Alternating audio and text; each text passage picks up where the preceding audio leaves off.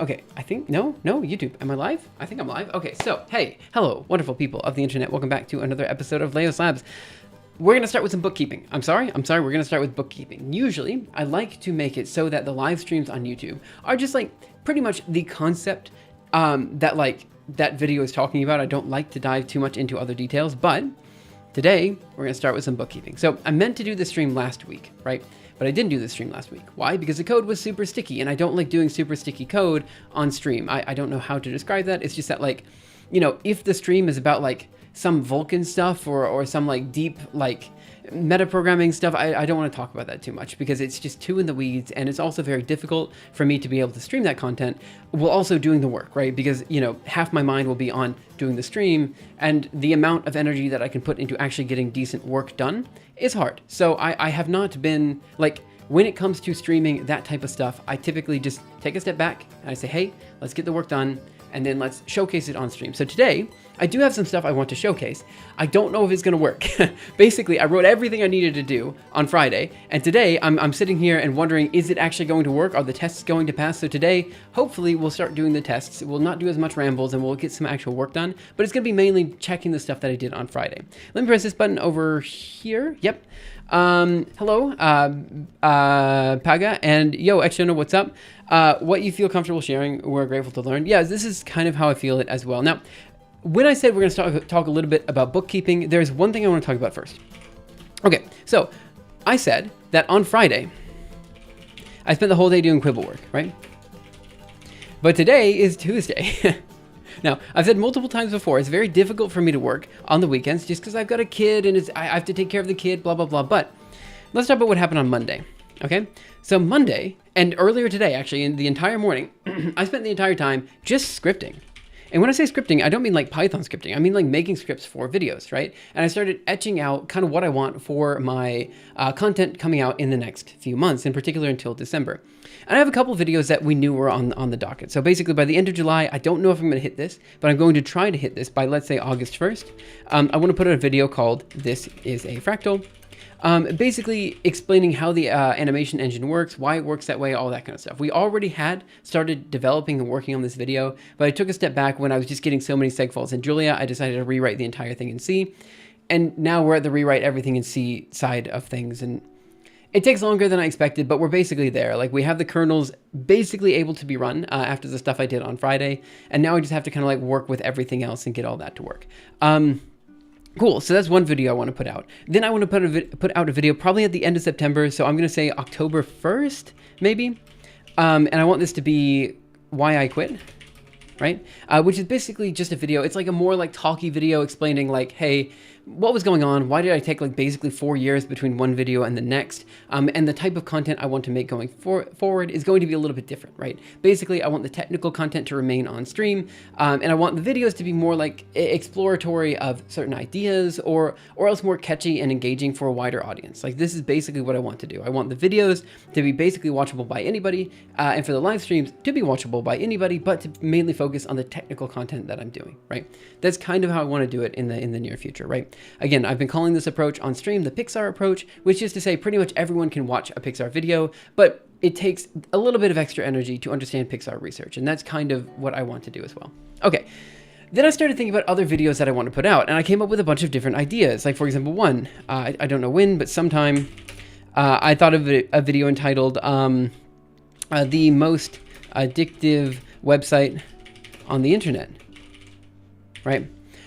This is a video where I basically talk about the archive.org. And here's something that is weird to me, unique to me, that I don't feel like anybody else really agrees with, but I certainly want people to know about. And that's that, like, I find the archive and literally reading academics' papers to be incredibly, incredibly addicting. And the ability for me to share that idea, like explain why I'm so addicted to reading academic papers, I think is worthwhile.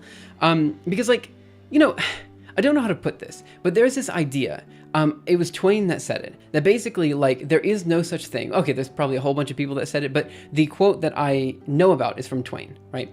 The idea is that there is no such thing as a new idea. It's impossible, right? I don't remember the exact quote, but basically he says that, like, what we do is we take these stained glass pieces that have existed throughout centuries, and we take a kaleidoscope and we just kind of like rotate that kaleidoscope, right? And in so doing, we create new and curious combinations of old ideas, right? But I'm fundamentally opposed to this concept that there is no such thing as a new idea. And I honestly feel that every single time you read an academic paper, you are, in a sense, not even in a sense, you are coming across a new thing that has never been done before. And that newness should be explored. It should be heralded. I don't know exactly what word I'm talking about, or I'm trying to find here, but that newness should be it should be exciting to basically everybody. And yet, because we have this weird fascination with this idea that there is no such thing as a new idea, you know what I mean? Like, yeah, okay, it is technically putting pieces of stained glass together in a very similar way to what Mark Twain said, but it's not a kaleidoscope. We're not doing this at random. You know what I mean? It's us specifically putting pieces together into a stained glass display that we can then showcase to the world, right? This is a completely different thing, you know?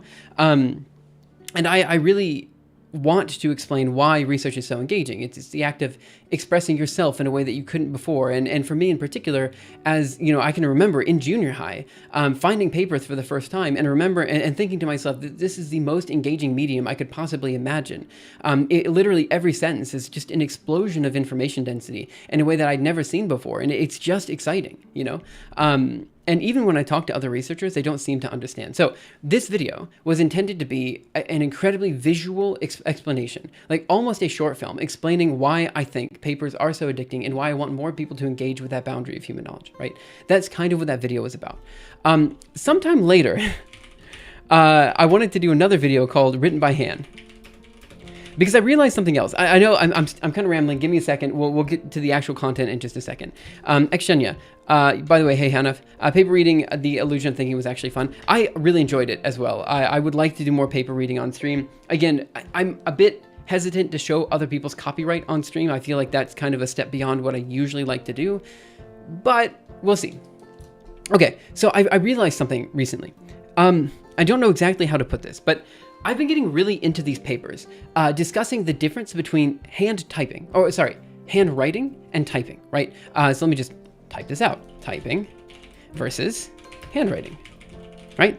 Now, these papers are obviously very influential in the educational community. We're trying to figure out what is better generally, handwriting versus typing. Now, a long time ago, and I cannot find this paper to save my life, I found a paper related to typing versus handwriting as it relates to the actual content being written, right? That is to say, they had two different groups, one that was doing typing, one that was doing handwriting.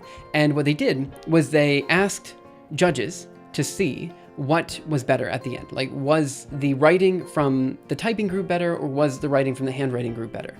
And they found that in general, the group that was doing typing not only were able to write faster and get more content out, but that content was, at least from the results of this paper, generally better, right? And they postulated that the reason for this was because typing allows you to, get your ideas out of your head faster, and that iteration allows for just better results in the end, right? And the reason I wanted this paper in mind is because it is very much indicative of like how people see AI, right? Like it's this thing where they see it as, now I can get my ideas out of my head as fast as possible, right? And that iteration allows for them to create new ideas faster, blah, blah, blah. But as I've been looking this debate up between typing and handwriting, it's becoming more clear that it's not very, cut and dry. Like there is no real black and white here. For the most part, people have almost universally acknowledged that handwriting is much better for memory retention, and is also much better for expressing concise ideas. Whereas typing allows you to create a whole bunch of thoughts and get that out there. Handwriting is much better for forms like poetry and things like this.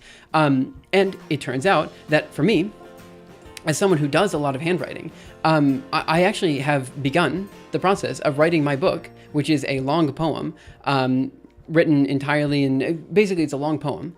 I have basically started writing this entirely by hand, right? And I found the process to be very enjoyable. Now, I'm someone who has always done a lot of writing by hand. All of my scripts are written by hand. I filled out, multiple books. Like I have so many of these lab notebooks filled to the brim with just different writing from different eras of my life. I've run out of so many ink pens. Like I'm someone who has always done a lot of handwriting, right? And so for me, these results showing that handwriting has its benefits, even over typing, were kind of obvious. I was like, yeah, of course that's the case. Like, I mean, clearly when I'm handwriting, I don't ever have to go back and look at the notes that I've done via handwriting because I just remember them intuitively, right? But when I'm typing, I always have to search through those notes, and I always have to look back and remember what I thought about this particular thing. And it's not as visual, so like it takes me a second to remember what I was thinking at the time when I was doing the writing. Sometimes I don't even remember that I wrote that thing. You know what I mean? And it's a completely different thing, right? And so it dawned on me that while I was writing my book the other day, again, by hand, pen and paper, just with my notebook open, that this act of physically writing a book by hand, specifically a long poem by hand, is something that people don't do anymore, right? I initially thought that the act of writing 10,000 lines of poetry would itself be a challenge, right? And it is a challenge. But then I realized that the challenge that most people will see here is not that I wrote 10,000 lines of poetry, but I wrote 10,000 lines of poetry by hand. And that act of physically writing that book out is the thing that people are going to be surprised by, right? And that kind of led me to think about this thing that is happening right now where we have too much information out in the world and people cannot, even before AI, there was so much information out in the world that it was impossible for us as humans to read and see and watch and consume everything, right? And now with AI, it's just to the point that almost everything is AI slop and we're constantly wondering, is this AI? Is it not AI? And all this kind of stuff. Again, my feeling is as long as humans keep iterating and doing new things, like AI is never really going to catch up to humans, but let's take that a step back. I don't want to turn this into an AI discussion. But what it did lead me to reason about, and what I still can't quite figure out, and what I was trying to figure out this morning, is, you know, this feeling, just, it's weird. I can't quite describe it, but there's a feeling that I'm trying to reason about that, like, these older tools still have a viable place in society. It's just that the bulk of people have moved past them, even though I don't feel like that's necessarily the best course of action. I don't exactly know what the thought is, but there's something about how, you know, the technology is now somehow beyond the pace at which our human brains think. And because of that, we are losing sight of like some of the way to display certain thoughts. I'm not entirely sure where it is, but there's some story about the story, like a meta story that I can't quite piece together. I need to figure that out. I prefer typing. My handwriting is not a reason. Yeah, my handwriting is not super great, but I can always read my handwriting afterwards. A research paper would be really interesting. There's a whole bunch of papers on this topic, like a bunch of them. I've been posting them in the paper pile on Discord. Is the handwriting group, do they have an eraser type X available? I don't know. For me, I don't usually use erasing when I'm doing handwriting. But yeah, so the thing is, I could not find the paper that was specifically doing typing versus handwriting in terms of quality. What I found was a whole bunch of papers about typing versus handwriting for memory retention and stuff like this. And though that is interesting for educational purposes, I was more interested in, does the writing that you do by hand, is it strictly worse than the writing that you do by typing? You know, because I wanted to know, is the quality of my book going to suffer if I write it all by hand, you know? My handwriting is unreadable, my hand gets tired fast, and my palm also gets sweaty. Yeah, so here's the thing though, right? Again, part of the reason I was thinking about this is because, at least for me, when it comes to programming or really any act of creatively expressing myself in any medium, right? The majority of my time is not spent like typing. The majority of my time is not spent drawing. The majority of my time is not spent basically the majority of my time is almost always spent workshopping the idea, trying to figure out the best way to piece things together and all of that, right? And so like my argument, you know, is always that like, okay, sure, maybe, you know, AI or this other tool will increase my my ability to type code out by a factor of 2, right? Like I code in VI without syntax highlighting. I'm using like the most ancient text editor available. You know what I mean? And my argument as to why I don't use syntax highlighting is because it's annoying. It makes it, I just don't like the process of coding with syntax highlighting. It's ugly. I don't like it when like my IDE tries to guess as to what I'm supposed to be typing, because I don't feel like humans are creative on a template. And if someone is suggesting me something to do, I will unconsciously take that suggestion in and start using that when I probably could have been more creative without that template, right? So there's a lot of things that like I personally like the way in which I write code, therefore I write it in that way. And sure, maybe I'm a little bit less efficient, but it's okay because I'm 10 times happier. So maybe I'm 2 times slower at typing, but I'm 10 times happier, and that happiness comes with efficiency, right? And so like, it's, I don't know how to put it, but what I'm trying to say is like, we are really striving to make humans as efficient as possible at certain tasks. But that efficiency sometimes, at least for me, comes at a cost for happiness. And that happiness is what truly makes us efficient. So like, I don't know, like, we're not just code monkeys, you know what I mean? We're doing work, like we're creatively expressing ourselves in code. This is why I always say, like, as a programmer, the best moment of my programming career was when I stopped having to rely on Stack Overflow and I could start creatively expressing myself in code without relying on other people's code to do that, right? That to me is the most, that feels truly free. You know what I mean? Like that's the moment when I realized that, hey, I can actually do anything I want with programming, right?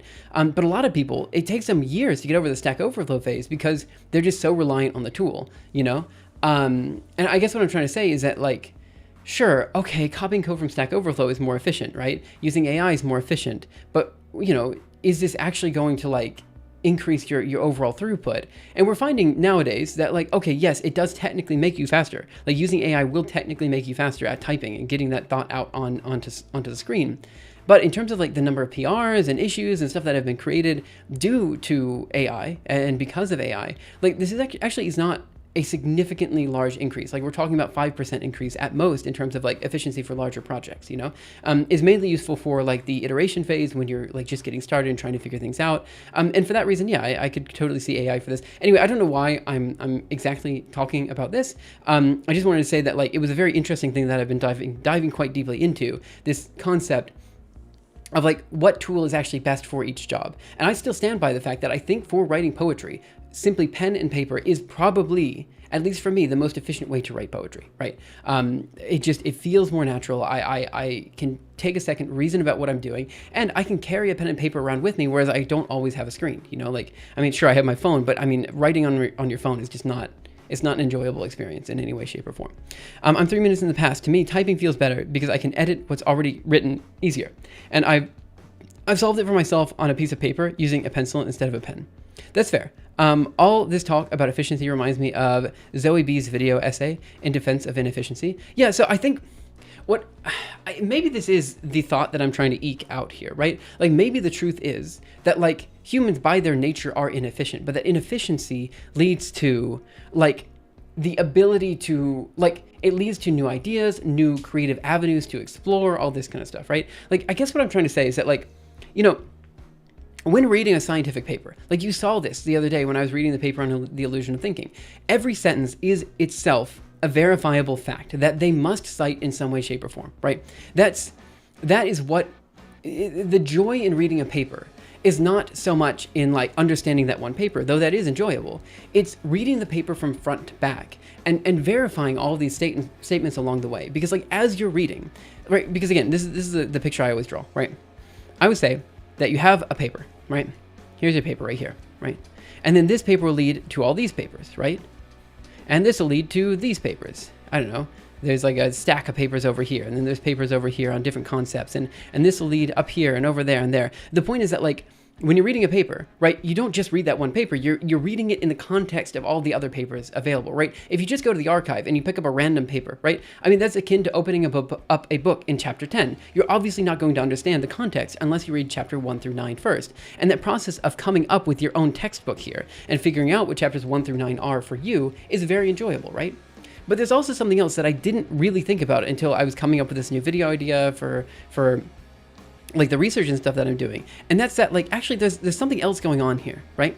It's not just that you're reading new papers, it's that these are fundamentally creating new ideas, like new areas to explore that you would not have thought about otherwise. Things that, because you have unique knowledge that nobody else on Earth has, allow you to explore ideas that no one else on Earth ever has. You know what I mean? Like this is the interesting thing, right? It's not just reading and understanding the paper. It's exploring each individual sentence and wondering, hey, can I use this knowledge for something that I had not used it before? That synergy between ideas is where the enjoyment comes from. Like, when I play a game, like let's say I'm playing Magic the Gathering or Yu-Gi-Oh or Guild Wars, or these games that are very heavily inspired by deck building, right? Like the enjoyment doesn't necessarily come from playing the game. It comes from building up the strategies and figuring out how these cards play together. And that's the very same feeling you get when you're reading academic papers. Like you come up, you read through the ideas, you kind of figure out how you can piece ideas together, and then you come up with unique strategies that will allow you to, first of all, understand the material, and then push past the boundary of human knowledge itself.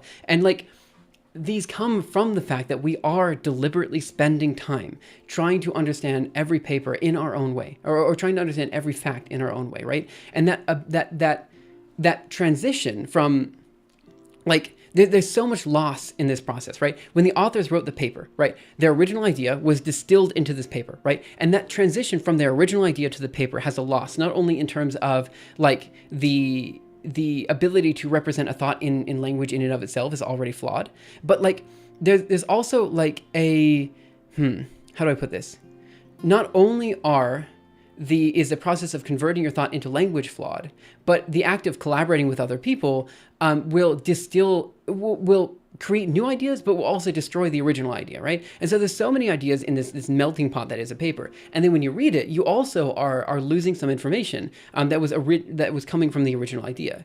But again, every time there is information lost, there's also information gained and being added by you and other people in the system. So it's kind of like, I don't know exactly what I'm trying to say here. It's just that I've been finding that this experience of spending time and thinking deeply about a topic is not something that a lot of people do. I'm not going to say anymore. I think people in history have never really done this. Like, there is a study that came out a while ago. Not even a study. It might even be a joke. I don't remember. But basically, you put someone in a room with only a big red button, and you're told that this big red button will electrocute you. Like, it will just zap you. It does nothing but give you pain. And most people, if they're sat in a room with nothing else to do, will probably still press that button, even though they know it will bring them pain, right? I would probably press that button out of my own curiosity.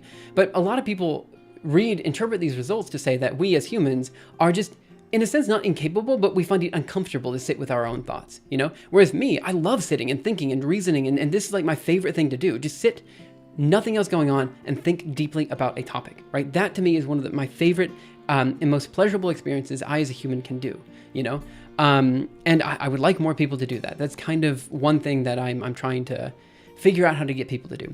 My handwriting is so bad that I can't read what I write. I mean, to be fair, I said this before, but when you're handwriting things, like a lot of times I don't have to go back and look at the notes because I just intuitively remember it because I wrote it by hand to begin with. Many Twitter commenters have been saying the benchmarks are bad. Is this from the second paper we were reading last time? The original study wasn't there. One guy who pressed it a ridiculous number of times. That could be true. I don't remember the actual study. Hey, Lucky Box, what's up? But I distinctly remember, like, there's one thing about studies, and then there's another thing about the interpretation of the results, right? Like, again, this goes back to the Twain quote that I was saying before, how there's no such thing as a new idea. But he acknowledged that, like, okay, look, we are cranking that kaleidoscope, right? And every time we crank that kaleidoscope, we're taking these stained pieces of glass and moving them in a way that maybe no one has seen before, right? But his point is that they're the same pieces of stained glass we've been using for centuries. My point is that, like, no, this isn't a random process. We're not just randomly mixing things together. We're distinctly creating new art from these pieces of stained glass and putting them into the same cathedral, which happens to be, I don't know, the Church of Science or whatever. You know what I mean? Death Char Grox 21. Hey, what's up? Anyway, that was all I was saying there. So back to the schedule. I don't even really know where I'm rambling, and I've been rambling for way too long now. Right, so ideally we get this is the fractal out by the end of the month. Maybe August 1st, we'll see. Why I Quit will come out in sometime September, October. I want 2 videos out, one about the reason as to why research is so addicting to me, and another about the process by which I'm writing my book by hand and why I'm doing that. Again, like, for me, there isn't like some deep thought behind this. Like, I'm just doing it this way because it's the most efficient way for me to do it, But somehow I feel like there's a story here about how we as humans are always trying to do the most efficient thing when that efficiency comes at a loss of, I don't know. I don't exactly know what that thought is. There's something here, right? I feel like as AGI, one of my most pleasurable experiences is when I get to free up gigs of RAM at a time. I don't know what this is talking about. Oh, I see. I feel like as an artificially generated intelligent AI subspecies or something, one of my most pleasurable experiences is when I get to free up gigs of RAM at a time. Maybe that is what AI think. I don't know. I mean, AI doesn't think anything like we do. The other thing I was trying to tease out this morning was this thing, right? I can't quite figure out what I'm trying to say, but like, I've always thought, I don't know what I'm trying to say here, but humans do not think, we don't, let me just write this out. We don't work on templates well with templates. This is true. I don't care who is arguing differently, but we do not work very well on templates. We are not creative when people tell us what to do. We lose our creative agency when, like, even simple things. Like for me, if like I'm writing in an IDE and that IDE is suggesting something to write next, I'm losing some creative agency by that suggestion from the IDE, right? Because now all of a sudden my brain, which was going to write X, has been overwritten by this suggestion from the IDE. And this is a very small, like, micro case. I'm not saying like this is like a greater example that we should be relying on. I'm just saying that, like, the reason I don't like these features is because I don't like people telling me what to do. I like to creatively express myself, right? And further, one of my core issues with AI is just that the tooling is very much like, this is how it should work. And so you end up relying on that template that AI provides you, and that's fine. I understand that some people need that template. Again, it's akin to Stack Overflow, like sometimes you need it. But like, again, you're giving up your agency over writing that piece of code. Not just because, like, sure, you can edit that, but now you're kind of stuck into like these maybe paradigms that were introduced via that code snippet that aren't necessarily correct for your particular workflow. Like, there's just so many things that you are now reliant on because someone else added this code snippet to you, you know? Basically, once someone has put up the scaffolding, we as humans naturally will build the rest without thinking about whether that scaffolding was correct to begin with, right? Like, this happens all the time. I'm not just talking about AI and code, I'm talking about in general, right? Like, one of my big problems with lectures is that the teacher will bring you from point A all the way over here to point B, and they'll take you along a particular path, right? Like, they'll go here to get you to point A, from point A to point B, but that's not necessarily the correct way for you to think about it. This is not even the right way to go from point A to point B. For most people, you could find a completely different path that goes something like this and still gets you from point A to point B, right? But because you were following the teacher's path, all of a sudden you've lost your creative agency about trying to figure out how to go from point A to point B. Like, in some sense, I'm grateful for the fact that I can't understand lectures, because this meant that pretty much all the time when I had to do something for class, I would come up with my own way of doing that thing, right?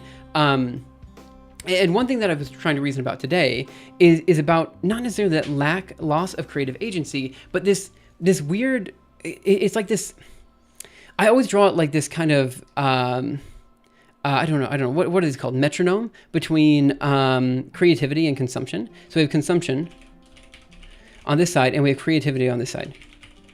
And I honestly believe you cannot be creative while consuming. I honestly believe that, right? Like, there are certain, like, you know, how do I put this?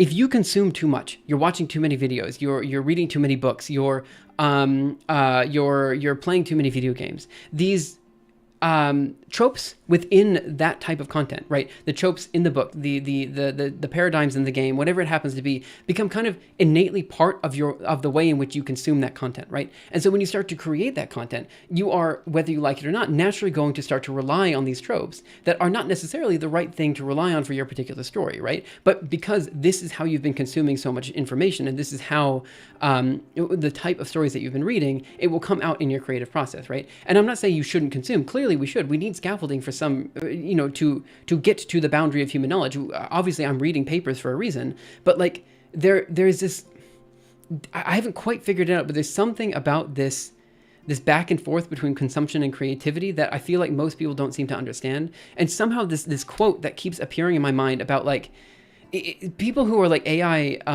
like enthusiasts will always say like, well, AI thinks like human does, but it doesn't create anything. It's fundamentally a consumption machine, right?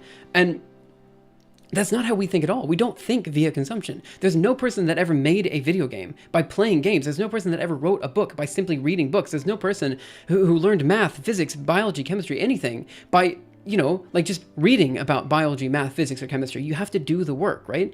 And this, I just haven't quite figured out how to piece this together, but it's something here, you know?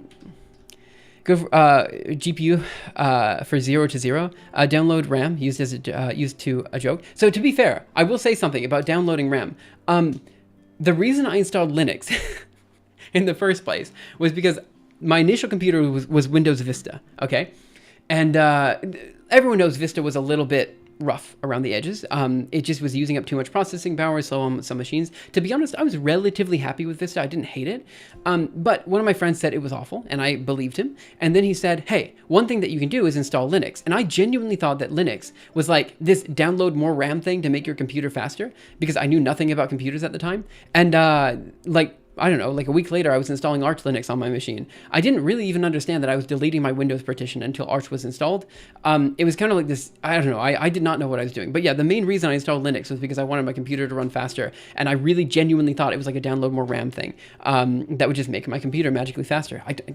Was my computer magically faster? I mean, I guess. I don't really know, to be honest. I feel like...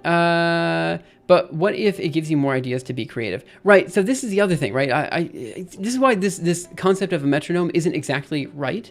I need to think about it, because it does contradict exactly what I said earlier about reading papers, and how every new sentence is itself inspiration for a new idea. And I think the core difference is the following, right?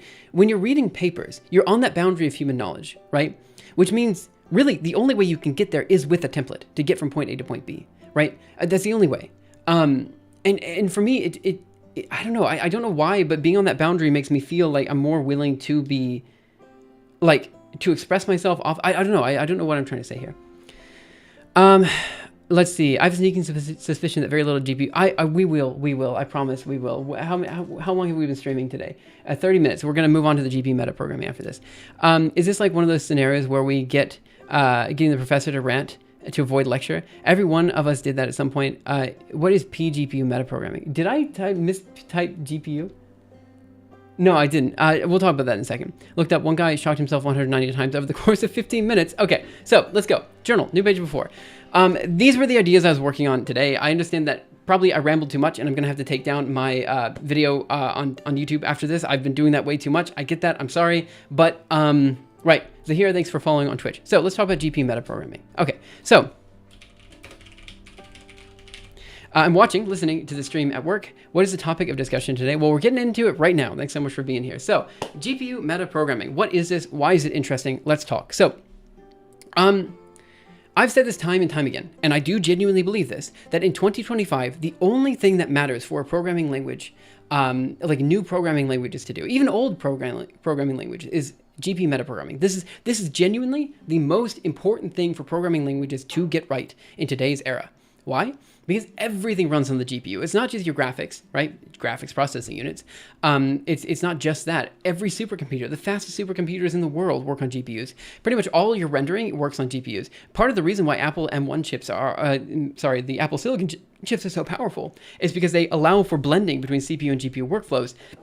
AI, all GPU. Yeah, sure. Okay, there's like neural processors and stuff that people are coming up with right now, but those are essentially GPUs, right? So, tell that to my Hyper-V Windows VM. Right, there are still some work cases that don't require this, but most of the state-of-the-art technology require GPU programming. Like, that's what it is, right? And fundamentally, GPU programming is just not as good as CPU programming. Like, it's just not there, right? Like, there are things you want to avoid with GPU programming that you are totally fine with the CPU, right? Like, for example, allocating an array, you don't do that inside of a GPU kernel. I know that's a very simple example, and there's so many better examples, but for like beginner programmers, like, you can't just type like float star a and then do like a malloc here. You know, you can't do that. That's not going to work. It's because like function pointers also are not allowed on the GPU. There's just so many things that you're used to with CPU programming that are not allowed on the GPU, right? More than that, because of that, we have a lot of people who are wanting to use the GPU with very little skill as to how to actually write GPU code. So you run into situations like I did during my PhD, where I've got an incredibly quick code base, people who want to use the code base but don't know how to interface with it, right? And so what do? Well, my excuse, what I did during the PhD, was I wrote up a little toy model that would basically take in any PDE, parse the terms, and then send it to the GPU and do the PDE solving for free. This basically made it so that like users could write their own very simple partial differential equations, simple math functions that look, even in my opinion, simpler than any type of MATLAB script that they could write. They literally just write down the math, it parse it, and run it on the GPU, and we're good to go, right? I did this both in CUDA. I did it twice in CUDA and once in OpenCL because it was such an important problem. And I'm kicking myself in the butt that I didn't publish those results back then, because to date, I think that it's probably the most interesting thing I did during the PhD. During the Julia days, where I worked at the Julia lab at MIT, we spent a significant, well, okay, again, I say we, I have to be honest here. I'm not like a huge major developer of the Julia ecosystem. My name is on a lot of the Julia GPU libraries. Like I was there, but I'm not going to sit here and pretend that I'm like as good as Tim or Valentin or these other people who are like actively developing the ecosystem now. I did small scale things here and there. Mainly I was a user of the GPU ecosystem, like one of the primary users, I would say, or one of the first users at the very least, helping with the API as it was developed, but I would not sit here and say that I was like the #1 developer. But one thing that I did spend a significant amount of time doing is, working with kernel abstractions, which is the kind of, I would call it it is a general purpose kernel writing library for Julia and making it so it works on all GPUs and stuff like this. Like, long story short, GPU metaprogramming was also something I was doing in Julia, right? And it kind of showed, like, one of the main reasons people use Julia, like 25% of the Julia community use it for the GPU programming, right? Like, people know that Julia is good at this one thing, right? And people are moving to Julia for that, right? The problem is, no matter how hard I tried, I could not quite get Julia to be as useful as I would like for this particular workflow. So what workflow are we talking about? How do we get this to work? Let's talk about that. Have you heard of CUDA? Yes, I've heard of CUDA. AI predominantly depends on GPU more than we think to enhance its performance. Right, of course. It's because AI workloads benefit from large numbers of successive floating point operations in parallel, something GPU is good at doing. How is it going with your library? So technically it's working. After the stream where you showed your passion for reading papers, I tried myself to read more of them. I took a bit overwhelmed by the dense packed information, but slightly experienced some fun reading them. Yeah, I'm very glad. I'm very, very happy that some people came off that stream and they are enthusiastic about reading papers, right? Ultimately, if I could do anything, I'm not using NVIDIA, I'm using AMD. If I could do anything from this live stream, anything at all, the #1 thing that I want more people to do is read and engage with the research literature. That's it. That's what I want. And I feel any way I can do that, any way I can get people to, just take a step back and think more deeply about just even everyday things, I think I've been successful, right? So you coming in and saying that, like, genuinely is exactly what I want from this stream and from like all the content I make and stuff like that. Good. So what am I working on? I'm working on a language called Quibble. I call it a language, but again, it's more of a GPU metaprogramming framework. And when I call it a GPU metaprogramming framework, I gotta be honest, it doesn't happen at compile time, it happens at runtime. There's like a whole bunch of caveats here, right? Essentially, this is what happens. People will write Quibble scripts. This will go into OpenCL.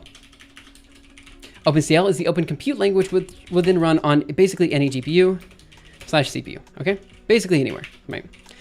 Now, there are some caveats here, like, for example, it's deprecated on Mac, but it's fine. We can actually, quite simply, write another workflow from Quibble to, I don't know, Metal for Mac, or if we wanted to, we could also output something for CUDA, although I don't really see a need for doing that because we have OpenCL. And one thing that we could do, for example, is output it to Vulkan, which would allow for visualizations easier, but we can talk about all that later. Like, this is not, it's not worth really discussing at this point in time. Point is, right now what Quibble does is it takes user code, pipes that into OpenCL, and turns that into which will then allow it to run on any GPU or CPU.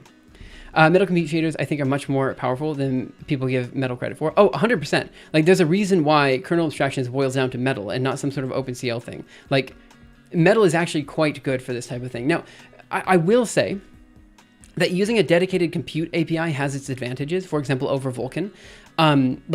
Yes, Vulkan can do compute shaders, but I've just found that the ergonomics of using OpenCL are just so much nicer than the ergonomics of using Vulkan. I don't know why.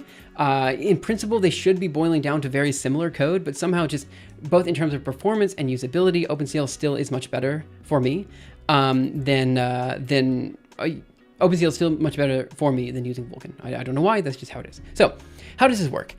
Well, here's how it works. Quibble allows users to write 3 different types of functions. They can, or types of metaprogramming objects, I guess I could say. They allow for what are called verses, and I'll describe these in just a second.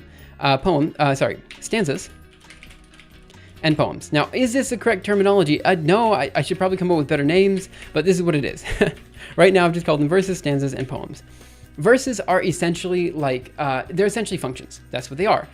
You write a simple function, and this allows you to write like a mathematical operation or do something with some sort of object, right? That's it. Stanzas then are additional layers of how you want to combine the verses together, right? So this is basically a block of code, right? and then you can inject your verses into it, and then another block of code. And then finally, poems are ways to combine verses and stanzas together into a final, what will end up becoming a compute kernel for OpenCL. Now, the reason I want to do this is the following, right? I've been working on something called, I've been working with a particular graphical engine or a way of creating graphics that works through iterative function systems. I'm actually going to call them general purpose function systems. Right. The way this works is we will create a point cloud, right, that looks something like a square, let's say. And then what we do is we read in additional operations off of that square, right? For example, we could say f of x is going to be equal to x times equal to or something.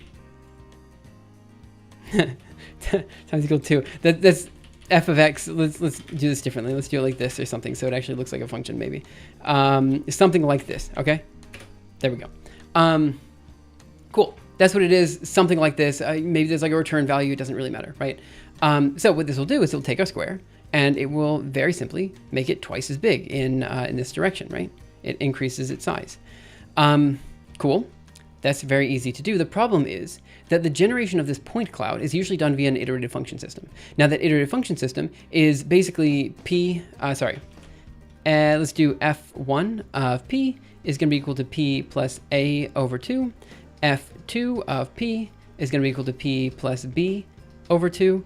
f3 of p is equal to p plus c over 2. And f4 of p is going to be equal to p plus d over 2. Oh my goodness. Where this is going to be like a, b, c, and d over here, right? And what this will do is it basically means that we'll take a random point in space, and then it will choose one of these functions at random if we're doing it via the chaos game, and it will move either halfway towards A, halfway towards B, halfway towards C, or halfway towards D.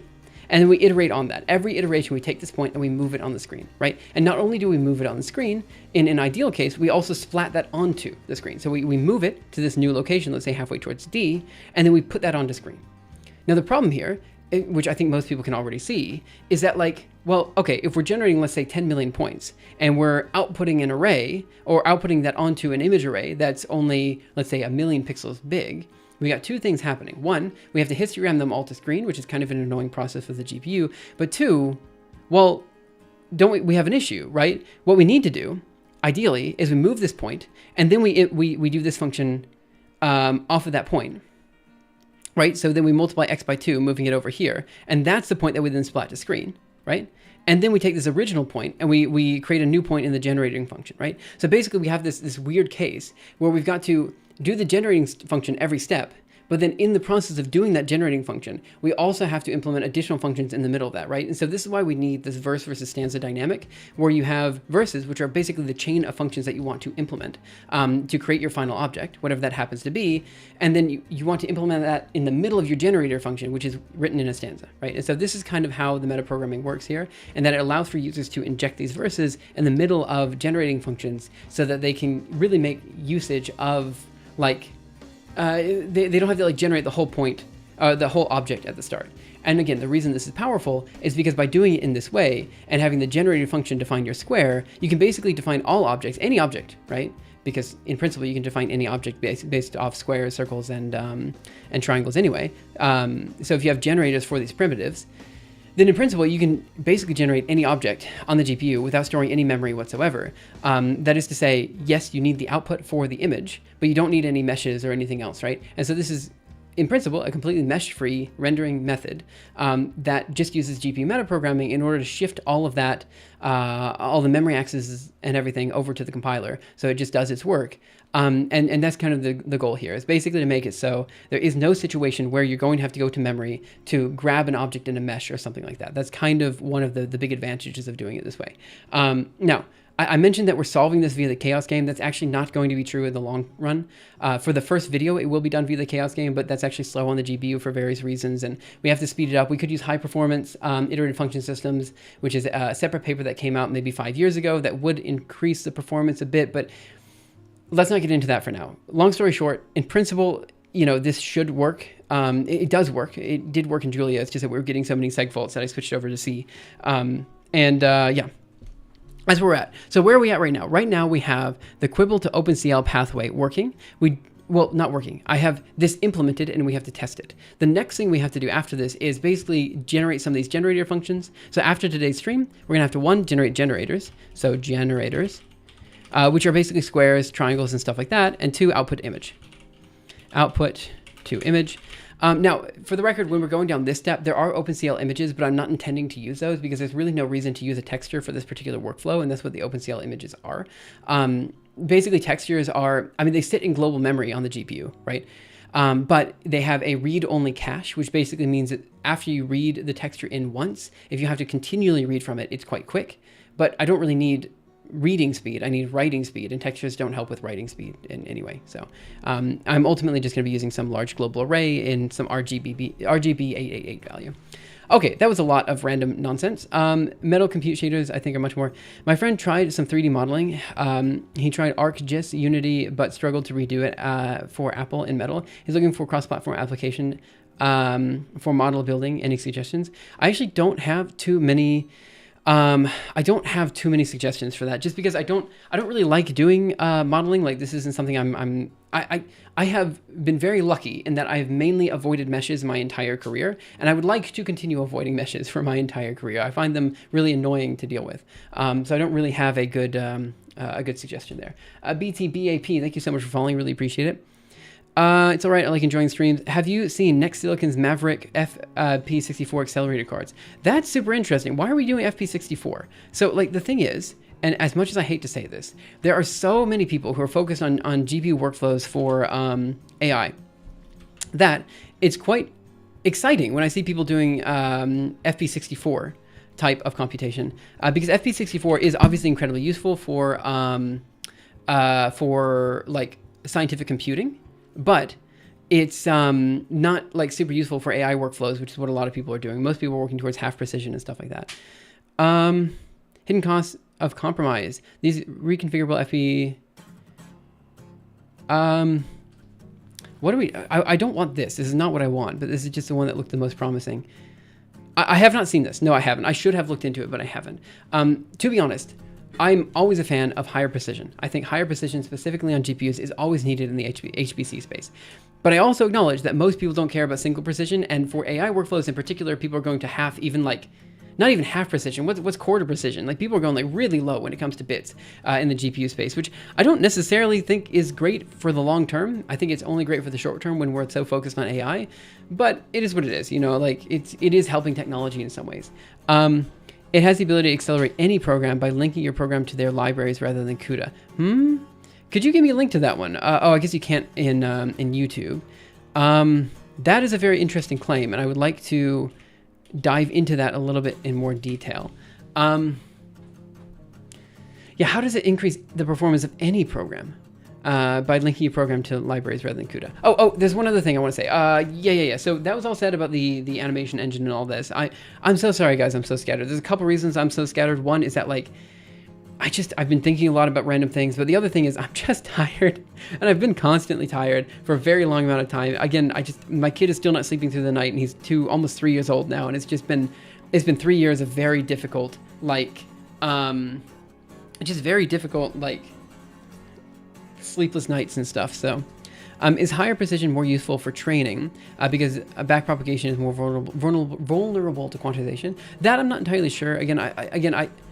I've been avoiding AI for the most part, so I don't really know how useful that is. I think there's a trade-off to be made with the precision versus performance. Hence, the AI tools use lower precision in a few cases. However, their API can often provide you with a choice. Yeah, I mean, it depends on a lot of different things, where you can configure models to higher precision. Okay, so there's one last thing I want to say. There was a discussion we had a long time ago, a few weeks ago, where I talked about, like, this discussion between whether I should, how I want to progress with my channel moving forward, and whether I want to take on a big project that will enable me to basically create something that I could later sell. Okay, I'm gonna briefly talk about this as well, right? We talked about, should I make a game, or should I write a book, or something like this, right? Now, the advantages of the game are pretty obvious. You make a game, you can sell it. And I've talked about how it'd be really great to get this engine to work in real time. There's a lot of good research to be done there. The book, though, is also interesting because it allows me to create higher quality animations, which means we spend more time in like the mathematical theory and we take more time discovering like what the actual use cases are of this particular rendering method, which again has never been used before. And so they're both really interesting use cases. I ultimately decided just for my own like happiness, I'm not going to be making a game, at least not in the near-term future. A couple of reasons. One is that game development is going to change my streams into this thing where like I'm spending a significant amount of time like in Vulkan APIs and like trying to figure out sound configurations and like level design. And these are all very interesting. Don't get me wrong. They are very interesting. But the difference is drawing an anime girl with math. Like these are the, if I went in the game, you would see one stream about Vulkan or Vulkan level design, that type of stuff. Meanwhile, on the other side, I'm drawing an anime character with math. I gotta be honest, like if I have to choose between spending more of my time in these kind of like in the weeds topics, again, like Vulkan and level design, which I'm not particularly passionate for, or like figuring out how to create compelling characters and animations, I'm probably always going to choose the latter. Plus, there's one particular thing that I've been wanting to do for a while, which is why I brought this screen up. One other video I want to do is a 24-hour challenge, which I've talked to my wife about so she can take care of my son during this time, where basically I wake up one morning and I write a short story. That's it. I go on writing prompts, we pick out a short story. We write it and we do as much animation as we can in a day and basically try to put out a full short film by the end of the day. That's it. It's 24 hours where I spend the entire time just making something to put out at the end of the day. And I really thought this would be a very interesting challenge just in terms of making sure that the tools are sufficiently developed in order to do stuff like this. So that was it. I just wanted to briefly come in and yeah, that's it. So I think this is all of the bookkeeping and everything to do. I'm sorry that we ranted for like 50 minutes. Also, I'm doubly sorry because I do have to leave in 2 hours. So I think we can get a lot of work done in that time, but I need to get started. So let me open up a big old terminal. And in fact, let me close this terminal and open up another big old terminal. That way my settings are saved. And I'm going to open up a couple of these bad boys. So we're going to open up 3 of them. Well, maybe just 2 of them for now is fine. Yeah, just 2 of them. Okay, CD projects, Quibble. CD projects, Quibble. And we're going to CD into build. And the first thing I'm going to do is make clean. And I'm going to make. Okay, does move. That's great. I love me some fractal anime girls. Yeah, I kind of agree with you that it's so annoying. We're already reaching 1 trit model. Wait, what are we talking about? 1 trit model? Are we talking about Q-trits? What is this? Where you can configure, what are 1 trit models here? I mean, the only time I hear people talk about trits is with Q-trits. I don't usually hear them talking about trits for like, you know, bit computation. Are people actually caring about trits? And if so, could you tell me why? Like, I really thought we were way beyond talking about bits and stuff, or talking about like higher dimensional bits in the computational space. The only advantage you have with higher dimensional bits is that some counting problems become easier with higher dimensional bits. Specifically, if you start counting, yeah, that's the only thing I can think of. It's actually 1-bit model, but the value can be 0, 1, and -1, so trit. Huh.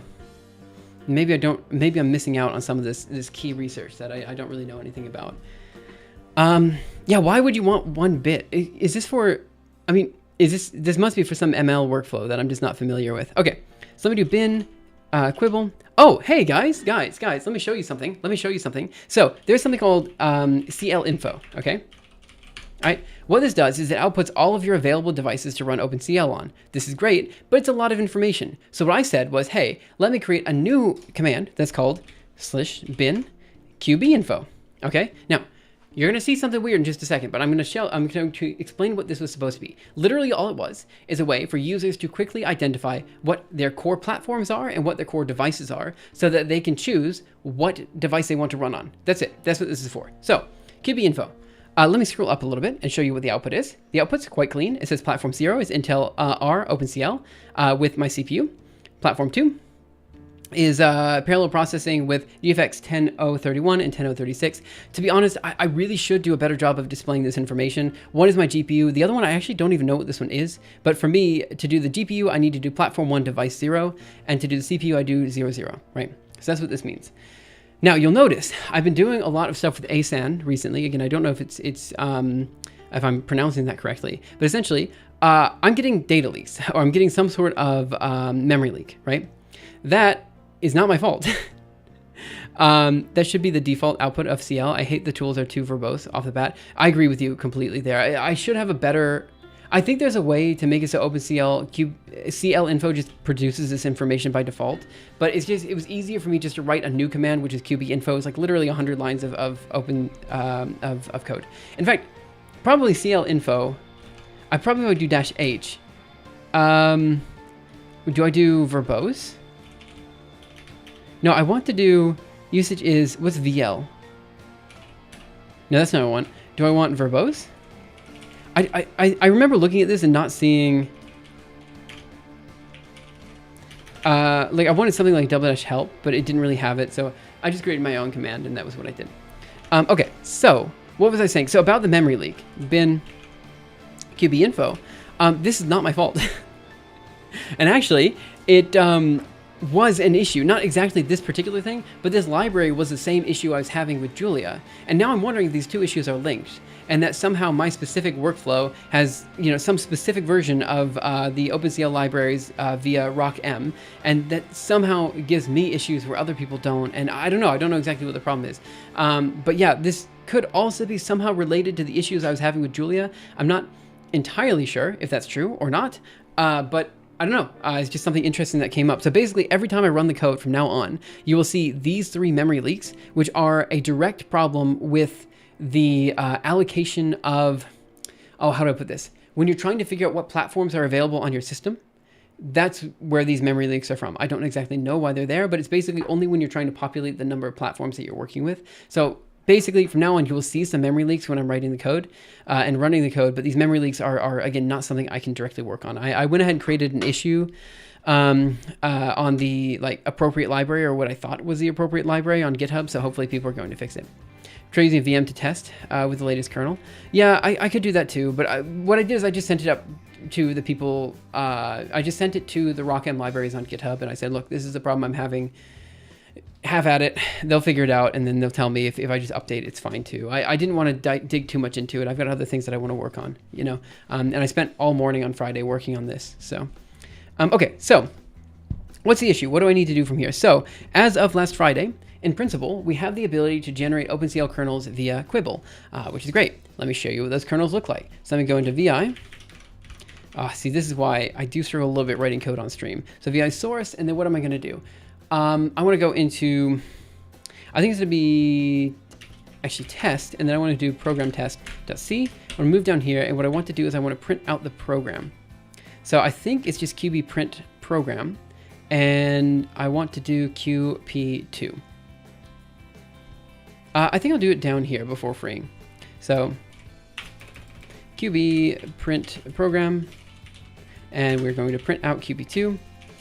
Now you're going to see a lot of information because this is very verbose by default, and I haven't really thought too much about how I want to display this information. Bin quibble. Okay, so again, we're getting the memory leaks. I don't actually know why we're getting those memory leaks, but what it will do is it outputs all the information related to this program. In principle, we have this body here, which should be all of the kernels that we're looking for. So these are ultimately the OpenCL kernels that we're creating via this program. One is basically a very simple kernel just to test to see if like the writing is, if this works, if the creation of a kernel works in this way. The next one is awful in terms of like here, I'll show you the script that we're working off of. So let me go into VI back, and we go into test, and we're gonna do example. Oh, sorry, I think it's into scribbles and then example.qbl. So here's basically what we're doing with this test. What we do is we have this verse which is called multiply, which basically will just take our vector A and multiply it by some factor.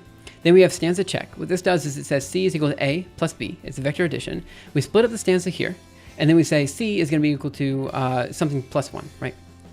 Then what I do is I say, okay, in the poem, here's what we're going to do. So we're going to say, if we're on the appropriate stanza number, which we're reading in as 0, that's fine. It doesn't really matter too much. I just kind of wanted the option to change the stanza if I wanted to.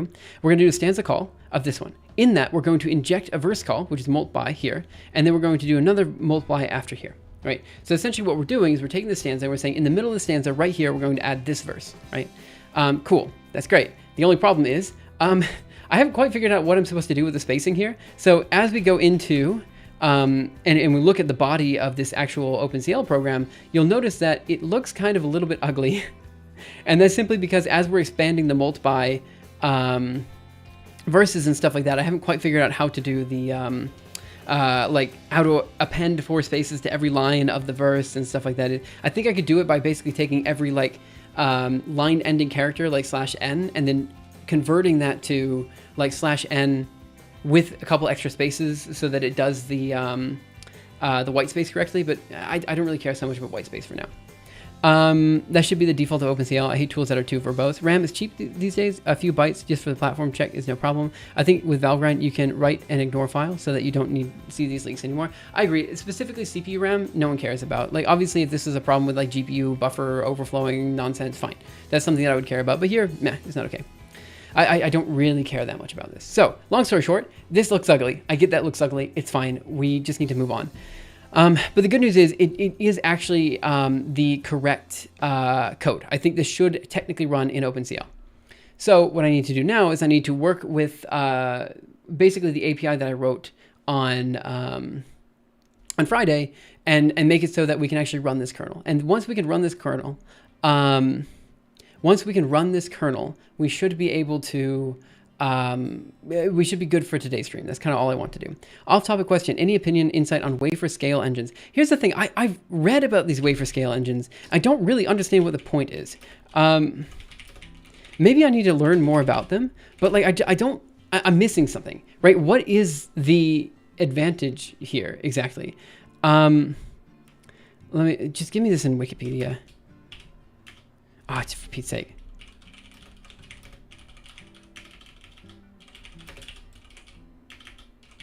Yeah, what are these?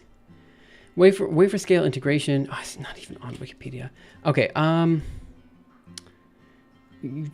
Does it get around the reticle limit? Dies within the wafer. I don't really know. You don't have to cut and package the wafer. Wasn't a bunch of trip work done during the Soviet era with their ternary compute hardware? Oh, that's actually quite interesting. I didn't realize that was where a lot of the work happened. You don't have to package the wafer. Okay, this is true. Right, that's true. Right. That's the advantage. Obviously, that's the advantage. Right. Therefore, you should be able to create better HPC workflows, blah, blah, blah. Obviously, I don't know why I didn't even think about that. My brain's just not working, apparently. But clearly, you're right. I don't really have any deep insights then. I should, but I don't. Also, what's the difference between this and TPUs? What are TPUs? I'm sorry, guys. I need to learn more about this. TPU versus wafer. Are they the same thing? Or no, they must be different. A higher TPU volume is a better per wafer cost across the set. What is a tensor processing unit exactly? Like, what does a hardware look like for a tensor? You are realizing real time, I don't actually know anything about modern technology. I get that. I understand. I need to learn more. All I know is that Julie will work on TPUs, and I don't really know anything more than that. TPUs are apparently low precision GPUs, which is okay. Meanwhile, wafers, obviously a wafer, this must be like just the ability to better scale a GPU processor. I guess it's fine. I don't know. I don't know how they're going to cool down a GPU of that size, if that's what the wafer compute scale engine is apparently just like putting all the wafers together for all of these different GPUs into like one big unit. I guess that's fine. I don't know. We'll see. I think it's interesting. I am in some sense excited that, like, though I don't necessarily have a direct use case for AI in many of the workflows that I do, at the very least, we're getting some hardware out that could be useful for some people, right? And that hardware, I think, will be influential in the future, regardless of whether the current technology trends are going to die out or not, right? So I think that's where I stand here. Like, I'm totally into new hardware. I think that's fine. Okay, so what was I going to say next? It's a hardware issue. We developers don't stoop to that level. Well, we do though. I mean, like, we definitely do to some extent, right? My assumption is that most of the GPU libraries are just going to kind of run on these new technologies, just because my assumption is that the hardware isn't fundamentally that different than GPUs, but maybe that's a faulty assumption, right? Like, maybe OpenCL just doesn't work on these new engines. I don't know, or on this new hardware. I don't know. But just imagine OpenCL not running on hardware. That sounds crazy to me. Like OpenCL works everywhere. You know what I mean? Okay. So let's go into, what do I need to do? Let me open up yet another terminal because of course, when in life you don't know what to do, generally the answer is to open up yet another terminal. And we're going to cd into cd into projects, Quibble. I'm going to go into vi source, actually include, and I want to look at the Quibble program. Okay, this is an ugly header file. I understand it's an ugly header file. It's fine. I'm working on it. So this is what I set up last week. Basically, getting device name, getting platform name, finding platforms, finding devices, configure program. Now, there are some magic numbers here, which I don't particularly like. For example, in platform and in device, I would like if these were not there. But I thought about doing it the other way where like we do this after the fact, where we like set platform and set devices on configure program. And it just seemed more natural for me just to read this in. So for now, we'll leave it this way. We have the Quibble program QP, which is basically running. And then we give it a kernel name. And this is it. Like basically all you have to do is find your platforms, find devices. You don't even have to run these. So literally all we have to do is configure program with the... No, it should be parse program and then configure program and then just QB run. And that should in principle work, I think, in practice. Let's see how this goes. Okay, it's probably going to break for the record. I'm almost positive this is going to break. So let's go into vi source and then demo.c. And I guess let's just do it. So we have the kernel source, we have the parsing tests. And I guess what I want to do is I want to grab the appropriate file, which I don't remember exactly where it's at. And then I want to just run that. So let me open up the tests again. So, oh gosh, I want one more terminal. This is always my problem. So let me go into vi test and then program tests.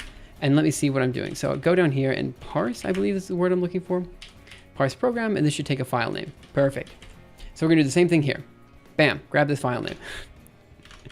I'm not arguing that you should copy your own code, but I did do this literally in the test. So what we're doing here is we're going to grab the file. In fact, why don't I just put this all into the tests themselves? I think that's probably the better way to do this. Put this into the tests because I already have QP2 defined in the test, and then I can just run the tests there. Cool. And so before freeing the program down here, I'm going to want to go ahead and configure everything and make sure that it's all configured correctly, and then run it and see if it's running correctly. Let's see. Let's see, but those numbers are possibly not real world numbers. I'm interested in those, if those are nice for arbitrary simulations, no AI stuff. I'm a full stack dev. I write mobile apps backend and design my own CPUs to run on. Wait, I write mobile apps backend and design my own CPUs to run on FPGAs. That is, and you design your own CPUs to run on FPGAs. That last sentence, I actually don't know what that means. That's not full stack anymore, that's hyperstack. Right, actually, I did not know that you did that. I feel like I should have. Let me go ahead and copy this link. Let's go here. Paste. Okay, so what are they saying? The world's fastest and most scalable AI accelerator. The chip that broke Moore's law. Okay, fair enough. I mean, like, yeah, obviously in the HPC space, people care a lot about getting more compute, and this is a way to get more compute. I mean, in principle, it should work. Introducing CS3, our third generation wafer scale AI accelerator purposely built to train the most advanced AI models with over 4 trillion transistors, 57 times more than the largest GPU, and CS3 is 2 times faster than its predecessor, and set records in training large language and multimodal models. The CS3 is built to scale using our next generation Swarm X interconnect. Up to 2048 CS3 systems can be linked together to build hyperscale AI supercomputers. What? Okay, that's fine. Of up to a quarter of a zettaflop. The CS3 can be configured with up to 12,000 terabytes of external memory. Okay, I mean, what? So how much memory do you keep on each of these? Like what? I mean, so fundamentally, right, like the way that GPU memory works is you have global memory, then you've got shared memory, right? And then you've got thread local memory. These are called different things depending on the API, but that's what you have, right? The question I have is the following, right? So obviously when it comes to GPU programming, the only thing that matters is memory movement, right? So you have like essentially this giant block, right? That's your global memory. Then you've got shared memory, and you have a giant grid, and then each grid is composed of different blocks, and this is composed of different threads, right? Cool. So question is, how are these other wafers drawn? So like, is this a second global memory like tile that's like separately sitting over here? How do you pass memory between the wafers, or is it just one big wafer? Like, that's a question that I don't have. Fundamentally, like, obviously having the wafers on the same chip should allow for faster processing than what you'd expect from like NVLink or something like this. For a lot of scientific workflows, I could see this being very, very beneficial. But yeah, I don't know. I have to think about this. Take a look. Copy link. Why not make them rectangular if they're going to be rectangular cuts? I don't know. I don't know. This is all stuff I don't know about. I mean, CPU the memory architecture for the CPU is a RAM with a 16-bit address bus and 16-bit data bus. Wait, what? Could you give me more context here? I believe that it's due to how silicon is doped onto the wafer. Okay, you guys keep talking more about wafer technology. I want to learn more. I don't know enough about this topic. I think they will pull crystallized thing out of liquid, so the process is making a cylinderish thing. That's fair. Okay, what was I gonna say? There's also one other thing that I've been thinking about a lot recently. Guys, when I log on, I have not been going online very much. Okay, I just don't. I just don't have the time to go online that much, right? As much as I used to anyway. And every time I go online, I see one of two things. One is AI, which is... It's not quite doom scrolling for me, but like I'm just not super interested in these topics, so I don't tend to dive into them too much, right? But the only other topic I've seen is pirate software drama. Like somehow my news feed is literally stuff that I'm fundamentally not interested in any way, shape, or form. But I did see, look, I don't know why human brains are connected to drama, and I saw the drama and I wanted to learn more. I saw someone reviewing pirate software code, right? On the one hand, I do understand that there are some things to nitpick about pirate software's code. I don't know the field of game development. I don't know if maybe the trends that he was using in that code base were good or bad, but I will say that it was being very like strongly picked apart in such a way like people were complaining about magic numbers. I also complain about magic numbers all the time, but like the complaints were like kind of a microaggression type of complaint. You know, it was like, okay, I do understand that you don't like the fact that this is kept in this particular list, but the other ways aren't that much better for this particular thing. There were some things you could criticize, but like basically they were being so overly critical that I was like, man, like these guys are coming off as jerks, you know? Like what is going on here? And so now I'm kind of terrified that people are going to take a look at my code and be like, oh, this guy sucks, you know? Like he doesn't know how to write code. I don't know. Like my brain is like, oh, I'm going to be the next pirate software, you know? Like it gets a bit boring. The thing is, because I'm online so little, I don't like literally I was not online at all. I didn't even turn on my computer yesterday. And I basically didn't turn it on Saturday, right? And so when I get online, like it's like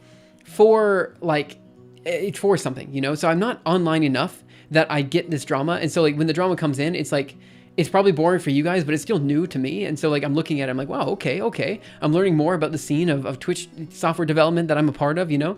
Across that video as well. It might be by Coding Jesus. For the record, a lot of the complaints were fair, but that particular video I was like, but aren't you just being kind of a little mean?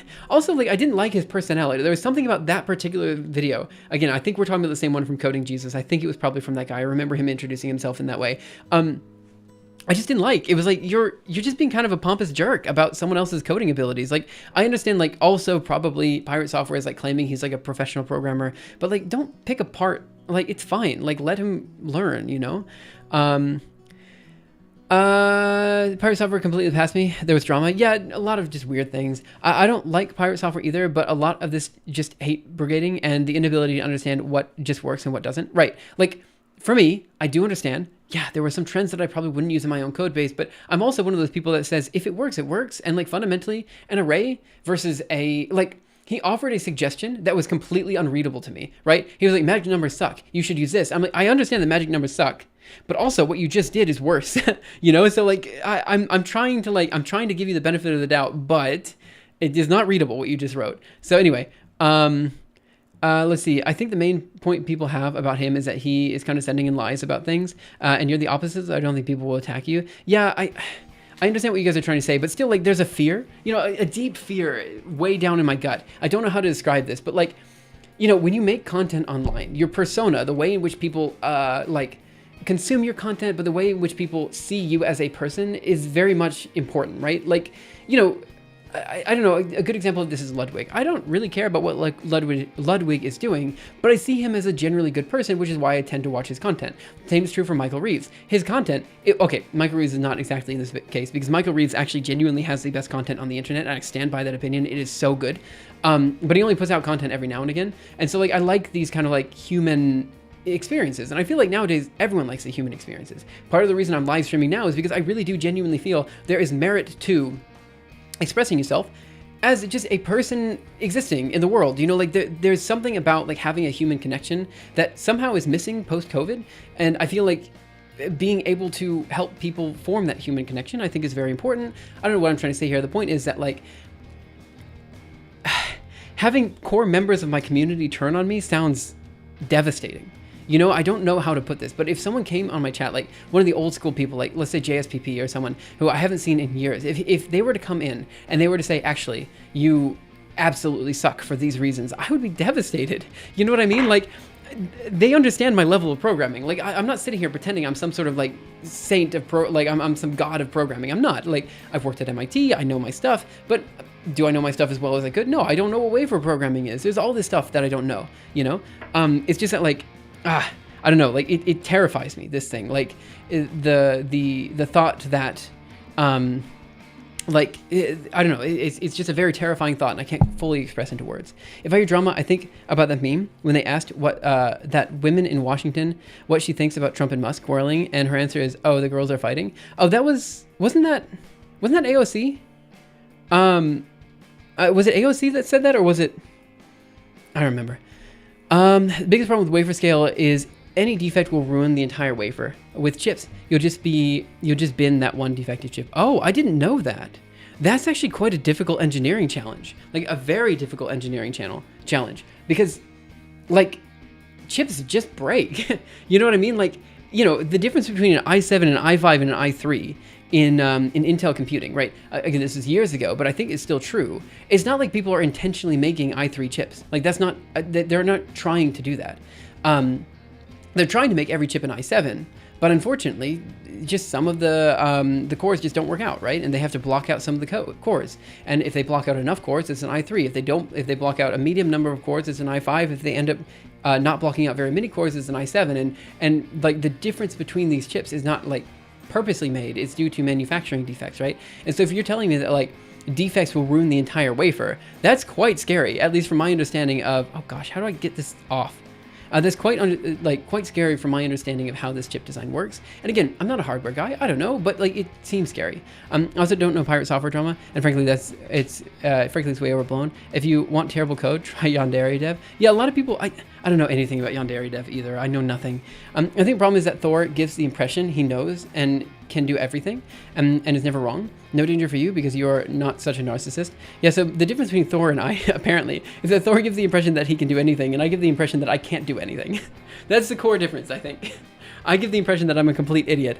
I hope I give that impression. Like that's fundamentally, I want to give off the impression that I'm an idiot, because that means that people come in and give me more information that I didn't have before. I can say stuff like, I can make a claim about wafer computing, and then I can take a step back saying, actually, maybe I don't understand it as well as I thought I did. Let's dive into that more. Like, this is where you want to be. I think as a developer, as a person, you want to be not the dumbest person in the room, but like the person who has the most to learn, right? That's my opinion. It's a really weird way to invalidate, ridicule him, portraying him less clever. He never claimed to be a good, great programmer. As far as I know, it's far detached from his progression, the act of stop killing games. Right, this is exactly it. Like, it's one thing to criticize his opinion on stop killing games. It's another thing to go beyond that and start claiming that he as a developer sucks, right? I understand, like, the game has taken a long time to come out, and it's fun in a way to like take, you know, arrogant people down a peg. I get that, but like, I don't know. Like, I get from the content creator's perspective, like, this is quite, I don't know. It's devastating is what it is. Like, to see people turn on you to the extent that they're not willing to give you the benefit of the doubt for simple things like that. If you scroll down, you see that they claim GB of cache. That's interesting. What do we have here? On-chip memory, 44 gigabytes. 44 gigabytes is not as much as I was expecting, to be honest. Memory bandwidth, 21 petabytes per second, 214 petabytes. Why is the memory here? Am I stupid? Like, this feels small to me. You know, for something that has so many, for something that has 57 times more than the largest GPU, it seems weird to me that we only have that much memory. Because like, I know there are chips that have 32 gigabytes of memory available. Like, at least that was a big thing for a while. And so like, to me, it feels like we should be like increasing the gigabyte. Like this to me, like increasing the amount of memory and global memory, I think is the biggest challenge, because for the most part, GPU workflows are not limited by their compute performance. They're usually limited by memory movement. And so finding better ways to move that memory around is to me the ideal way to solve a lot of these problems. But maybe I just don't understand. Maybe I'm not fully understanding the AI workflow space as much. Are there better shapes than rectangles to cut them into? Tile a circle? I think the fundamental problem with like circles is that like you have this thing where as you go out further with your radius, you have to like, you're gonna, okay, I don't know what the wafers would look like, but I don't see this. Basically, like you have the sphere packing problem is what you have. The sphere, the circle packing problem, the sphere packing problem, right? Which I think has a good solution in 4D, but I don't think it has a good solution in 2D or 3D. In that, like you aren't able to, like you're just wasting space is what happens if you start to add them together, right? That's the problem. You mean the wafer thing? My fourth CPU doesn't have any cache, but right, I think there are some new AI chips with lots of integrated memory because this is the bottleneck for linear algebra operations, right? That is, I think, the bottleneck for most GPU workflows. I missed something here. Tech Potato and Anastasia on YouTube are great creators to follow in terms of what's new in the tech and hardware space. I found out about Maverick 2 from Tech Potato, I believe. I just tuned in, so I don't know what has been said, but Waferscale, as Cerberus does, has built-in redundancies and way to isolate and fuse off defected areas. Okay, that's good to know. Anastasia in tech, I find to be way more investment oriented. Also, while her knowledge is admirable, her commentary really isn't suited to video form, in my opinion. I'd love a written blog from her. Yeah, this is something I see quite regularly. And I was actually thinking about yesterday when I was thinking about like why I write all my scripts by pen and paper. And like, also like when I was writing my book in pen and paper, I started thinking about how like written form really is much better for certain topics. Like it just is, right? And like, I find that a lot of video essays in particular would be much better as a book than they would be as a video. But unfortunately, like, I don't know. I don't know. Maybe it's that people don't read books, or maybe it's that there's just so much written content out there that it's hard to find the right stuff. I'm not entirely sure. But certainly, like, I find that a lot of video content creators, like, they'll make these videos that are like 30, 40, even an hour long, and they're just not, like, you could have summarized it in 5 minutes and given me much more information in that time. I don't know if this is an algorithmic reason or what, but like somehow, like I find that a lot of videos on YouTube waste a lot of people's time. I say while I'm doing a live stream for an hour and 30 minutes and wasting everybody's time. I get that. I understand there's hypocrisy here. Same with the chips. Difference is too many defects will ruin the entire wafer, while the chips, only those chips are ruined. At least some chips will be salvageable. Memory is also an issue in fluid dynamics or other simulations. So chip, which basically has huge L1 cache, sounds too nice to be true. Wait, that's L1 cache. Wait, maybe I misunderstood. That's L1 cache? I thought this was... What memory is this? Is this global memory? This must be global memory, right? I mean, certainly 44 gigabytes is a lot. I was expecting it to be higher, is what I was expecting. Yeah, that's all I was trying to say. But yeah, memory bandwidth is very clearly the thing that people should be targeting when it comes to GPU technology and scaling this technology out. Now, that said, my particular engine that I'm working on right now is purposely memory efficient. And the hope is actually that it ends up becoming a very good way to describe 3D scenes and stuff like that. So we start to see more people transitioning to a low memory bandwidth type of algorithm. The hope is that, like, I mean, look, it's akin to smooth particle hydrodynamics in a way, just with a better generator for the point particles, so we don't have to keep them in memory. And so, in a sense, it should help alleviate the memory, the necessary memory for certain fluid simulations and simulations like that. but it does require some rethinking of the algorithms and stuff like that. That's why I'm saying it's more akin to smooth particle hydrodynamics than like finite element methods, you know. And you have to keep that in mind, right? Like if you can do it with smooth particle, you can do it with this method, and you could probably find a way to limit the memory necessary. And that it's one of the, like, obviously I'm using it for graphical applications right now. That's the hope for this method, but the also hope is that it's more for general purpose applications as well. They integrate sophisticated routing concepts so they can route around chip defects. Right, that's exactly what Salmaki said over here. With chips difference, did you write in block letters or cursive? Block letters. Yeah, I wrote in block letters. I don't write in cursive. Maybe I should write in cursive, but I just don't. Okay, so what am I doing next? I've done nothing. Again, it's another stream where I do nothing but talk. But that's okay. Sometimes talking streams are fun. Sometimes they're not. And I'm hoping that today is a fun talky stream instead of a not fun talky stream. Okay, so what I need to do, I'm just going to grab these. I don't know what I'm doing. I'm just going to grab these and I'm going to move them over here. I'm going to paste them. Okay, what do I need to do first? I need to configure the program. I'm just going to run this, see if it works. So we're going to do QP2. What am I doing? QP2. And then we want to do 0, 0 for now, just because I just can run it on the CPU. Although I should have users, because it's the test, I should have users verify that this is actually runnable on this platform. So we're just gonna run this, make sure that runs, and then we're gonna start working on everything else as well. Okay, so we're gonna have to do, the basic workflow is gonna be that I want to run QB set args, the variadic function. So that's the next thing that we want to work on. And then we'll verify that that works. So I think I'll set one argument via QB set args, just singular, and then I'll do the other argument via the variadic function here. So I think this is what I want to do, something like this. Okay, perfect. So we'll first make sure configure program works.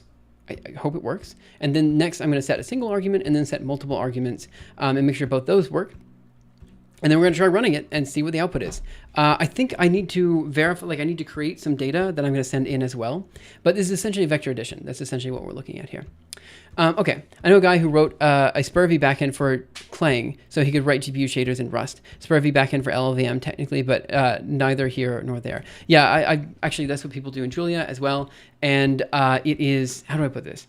Is what people do in Julia as well, because there's a SPIR-V.jl backend as well. But also, I think Happy Little Rat on my Discord did the same thing, where they wrote a specific SPIR-V. I don't know what to call it, but basically a SPIR-V. I don't know if I would call it a compiler, but something like that. All right, so let's make this.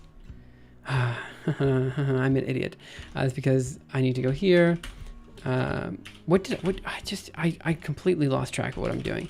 Okay, so let's go into VI test, program test. Let's go down here. And what's the issue? I think that's because this has to be ampersand. Try this again, make. There we go. Bin, quibble, and I'm expecting this to break, and we'll fix it. Those are memory leaks, which aren't a big deal. The issue is, that I forgot an int in stanza number. So this is actually in the compilation of the kernel itself, which is great. Let's go into VI examples, scribbles. Oh, actually, I need to go, VI scribbles, examples, .qbl. And let's see, what actually did I forget? I forgot that this has to have an int in front of it. That's one thing I forgot. The next thing I want to do is ./configure. There we go. And now let's try this again. See what happens. So what's the issue? We have float star A. Error pointer argument to kernel functions must reside in global, constant, or local address space. Of course, yes, I need to to define that. And I want to define IDX in there. Okay, let's go through and fix this. So this is a little bit annoying, but it's going to be fine. So I'll do global here, float A, global float B, and global float C. Let me just go ahead and move these onto different lines. It's a little bit annoying because it requires users to know what global means and stuff, and that's not necessarily true. What else was I going to do? I need to do something. Oh, int IDX. Where's IDX defined? Here. Sorry, I hit the microphone there. So that should allow it to compile. Let's double check. Oh, that's because I forgot to configure it. Where am I? So then ./configure. Try it again. And in principle, this shouldn't have any errors. Oh, it does. Okay, that's fair enough. That's my fault. Okay, so I need to do I need to define that as global? How does that work? So this might actually be a fundamental problem where something would work in Julia, but it might not work in C. I need to think about that. I guess you want to cut crystals according to their shape. You don't want to shred through extras that cut through the grain. I dream of starting with cubes. Could be, yeah, I don't know. Redawid to Dobry Zion, thank you so much for following, really appreciate it. Okay. Private float star private with an expression of global float. So can I just, let me try something really quick. I'm gonna try this, I'm gonna go here, and can I don't know if I'm allowed to do this, but I'm gonna try it, because the problem is this guy right here. No, where is it? It's in the definition of, here. So what I need to do is I need to double check that these are all globals. I don't know if this is gonna work or not, but we'll see. I should probably also add a space there, and then global here. Let me go ahead and move these down 2 new lines and remove some spaces for fun. All right, that bad boy there, this bad boy here. Also note with the stanzas and verses I allow for keyword arguments, just because I find them, I don't know, useful, and I'm not saying this is the best notation, but I differentiate them with this pipe. So I want this to also be global float A. And this is where I think things might break. It's something I hadn't considered before. Does that work? Float A. Oh, I forgot to configure it again. Configure. And let's try that. Does this work? Oh, I forgot double underscore global. I somehow messed up here. That's where I messed up. Okay, just such configure. Try this again. And does this build? No, it doesn't. Okay. Use of undeclared identifier global. Global, not global. Okay, so that's just me being dumb. Let me try this again. Global. One day I'll type things correctly. Global. Try that again. Let's do /configure, and let's see if this is actually going to work. Bin quibble. In principle, create a kernel with no kernel. Wait, create a kernel when no kernel with a specified name exists in the program object. Okay, cool. Good. So this is kind of what I was expecting. Change of address might mean you assign a host address for the GPU pointer. Change of address space might mean you need to assign a host address to a GPU pointer. I think it should be okay. So the issue here is that, here's the issue. If we look at the code that's actually being generated, I'm not printing it out anymore. All I'm doing is I'm creating a kind of like local block that's just defining that for this local block, A is this. And so I'm not like defining a new pointer, or like I'm not allocating new memory. I'm just like assigning what the variables mean within the block. So I think that's okay. I did some of the tests before. Anyway, it should work in principle. You wouldn't have this compile errors with syntax highlighting. I don't understand how I wouldn't, but okay. Which type of tests are you using? Do you think unit tests work? Do I think the current unit tests work? Yes, but right now I'm just manually writing all the tests out is what I'm doing. And I'm just double checking like certain variables and stuff like that. There's probably a better way to do this, but I'm literally just, you'd see if it defined a keyword or not. Yeah, but you can't, this is also my own syntax, so I'd have to define my own syntax highlighting. I don't know of anyone that does syntax highlighting for OpenCL well, because it's all held inside of a string anyway. Maybe that's fine. I don't know. It's fine. I'm not too worried about this. Okay, creating kernel when no kernel with a specified name exists in the program object. Perfect. So let's see what the problem is here. So we're going to go into examples.qbl, and we have check, and we have no args. These are the two functions. Which test system is that? Just curious which there is or C. Which test system is that? I'm not using a test system exactly. You would have to make a language server, which funny enough isn't exactly that hard to do. And then you install the extension that allows Vim to communicate with a language server. Yeah, but then I have to use Vim, and I don't like using Vim. I like using VI, and it's just a mess. Respo Meyer Plus, thank you so much for following, really appreciate it. Like what a language server is and how it works is like a 5-minute read. I'm sure. I'm happy with what I'm using right now. People will poke fun at me for not using syntax highlighting, but I like not using syntax highlighting, so I'm not. Again, use the tools you like, and you'll never work a day in your life. That's not true. But I'm saying that, like, in general, I don't want to be annoyed by the tools that I'm using. Here's the real reason. It's just annoying. Vim is just annoying to me. Vim, check dot, I don't know, C, it doesn't matter. Int main here, I don't know, return 0, I don't know, and sorry, I'm stupid here. There's nothing wrong with this. It's fine. It's just that like, I don't like these colors. It annoys me.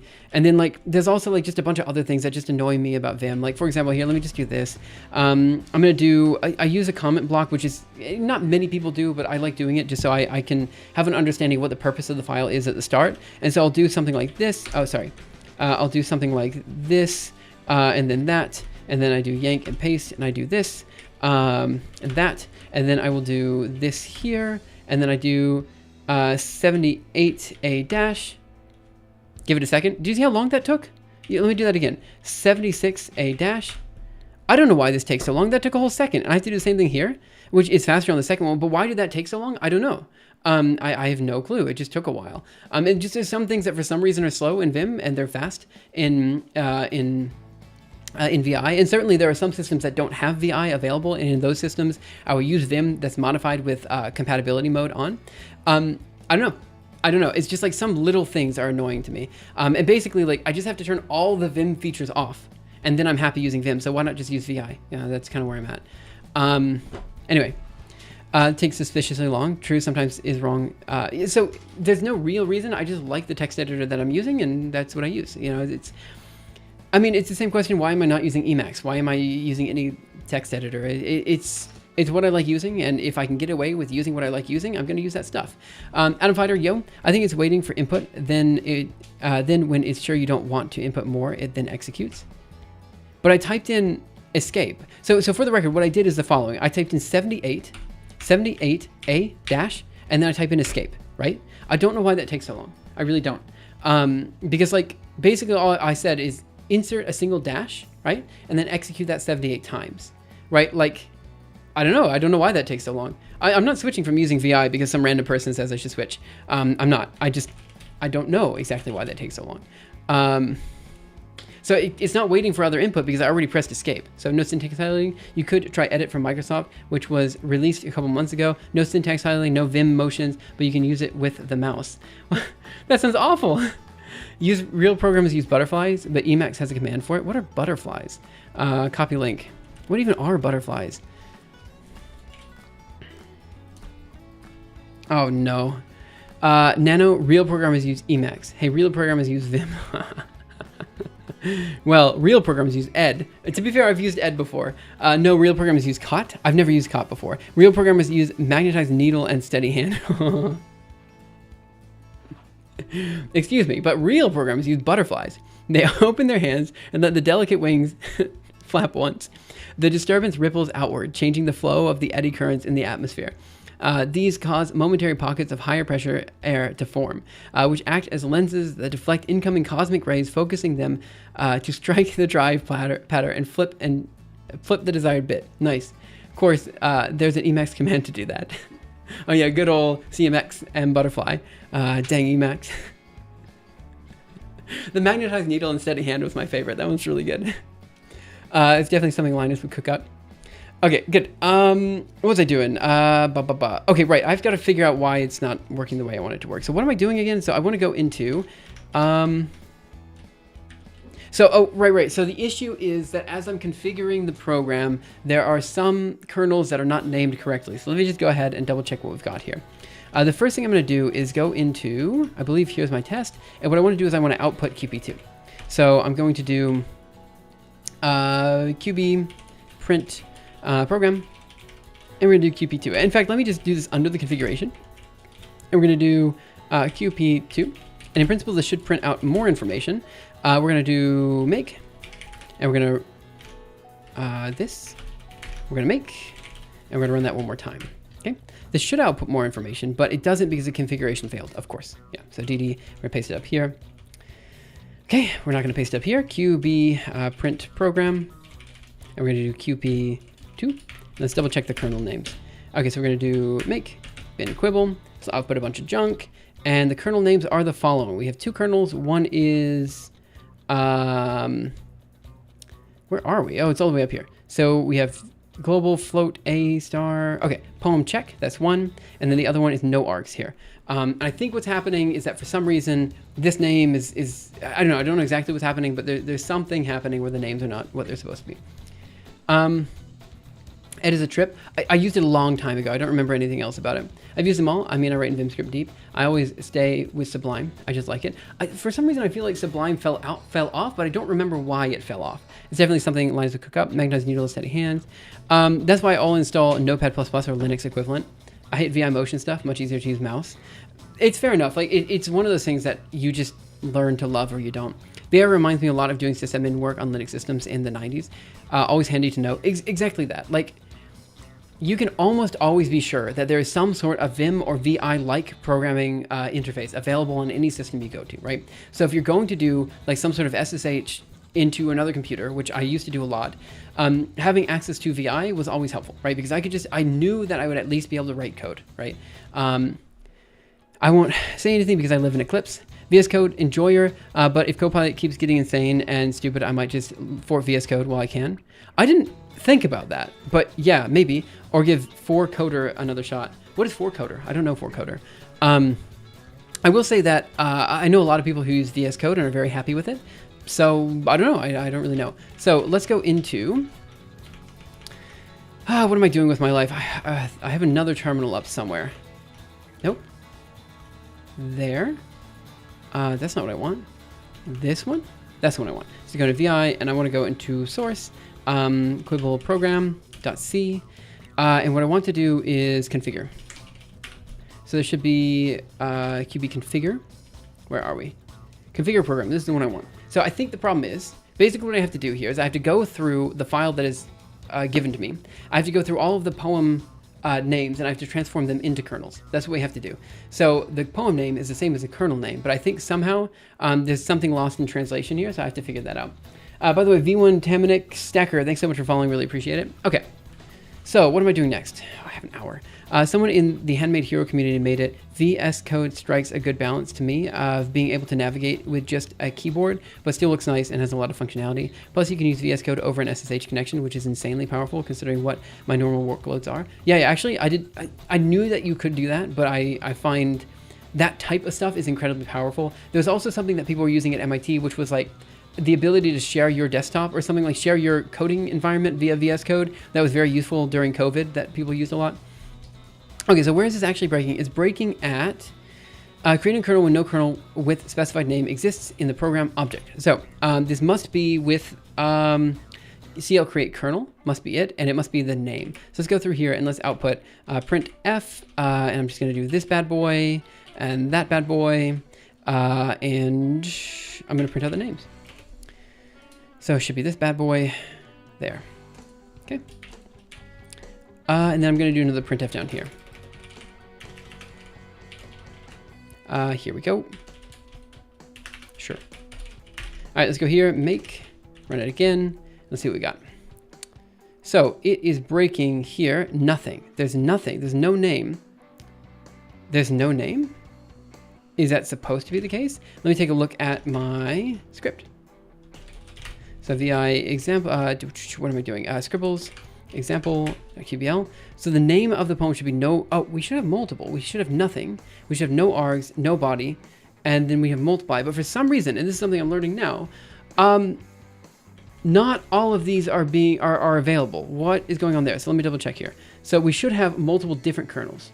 So we have kernel void no args, and then poem check. But the other kernels are actually not being generated, which is not great. So we should have nothing, no args, and no body. But right now I'm only seeing no args, and I'm only seeing nothing. I'm only seeing no args, and I think the reason is because I think I have like a check to make it so that if there is no body in the poem, that it's like nothing is happening, then it doesn't get translated into a kernel. But I think actually I want to translate those into kernels for these edge cases, so I think that's okay. It always drives me nuts when I check running processes on our cluster. The amount of running VS Code servers running it there, no one closes them after a session and leaves them cluttering the node. Oh, that sucks though. Genuinely one of the most annoying things is when like I want to use a GPU and some person has like how do I, okay, it's not the most annoying thing, but it is quite annoying when I want to use a GPU, but some other person is using it for some reason. And I mean, I can still use it, but like, I don't know if I should because I don't know what their workflow is and all this kind of stuff. It's quite annoying. Okay, so this means that in the translation to a kernel, these guys, because they have no body, are not being translated properly. That's okay. That's a simple bug and a simple thing that we can fix.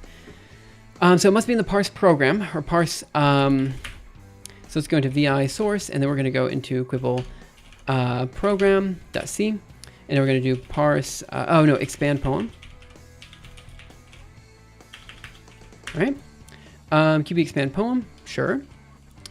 Oh, that's because it's probably in vi source, and then Quibble program poem, and then we're going to do expand poem.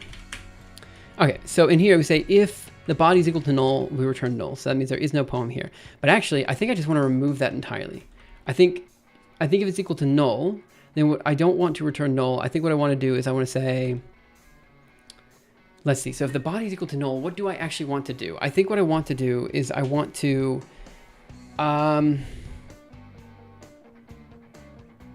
what do I want to do? It shouldn't return null. It should, I think, just return a single space is, I think, what I want to do. Yeah, because it's going to return back a body. And so I think what I want to do is I want this to return back just a single space or something simple. Right?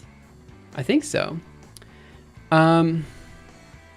Is this some sort of parse translator to produce kernels from regular code? Kind of. It's like creating a...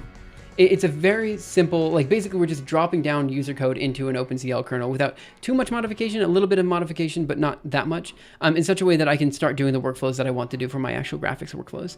It's essentially, the hope is that it's a general purpose utility so that people don't have to store as much GPU memory in the future for scientific processes as well. But for now, we're just getting started, and graphical workflows is what we're targeting. Let me get some water.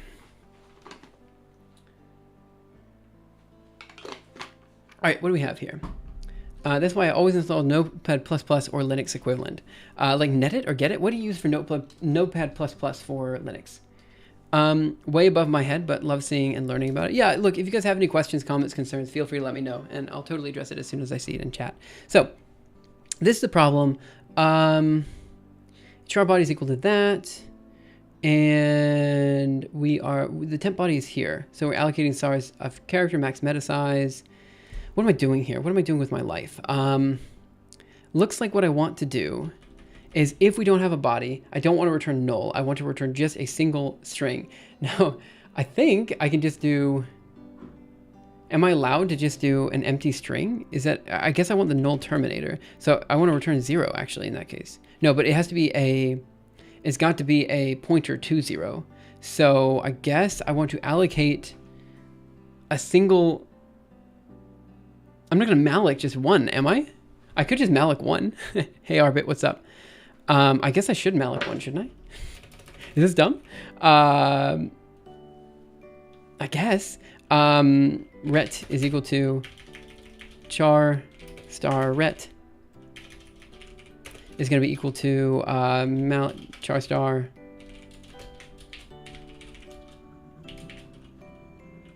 and then ret of 0 is equal to 0.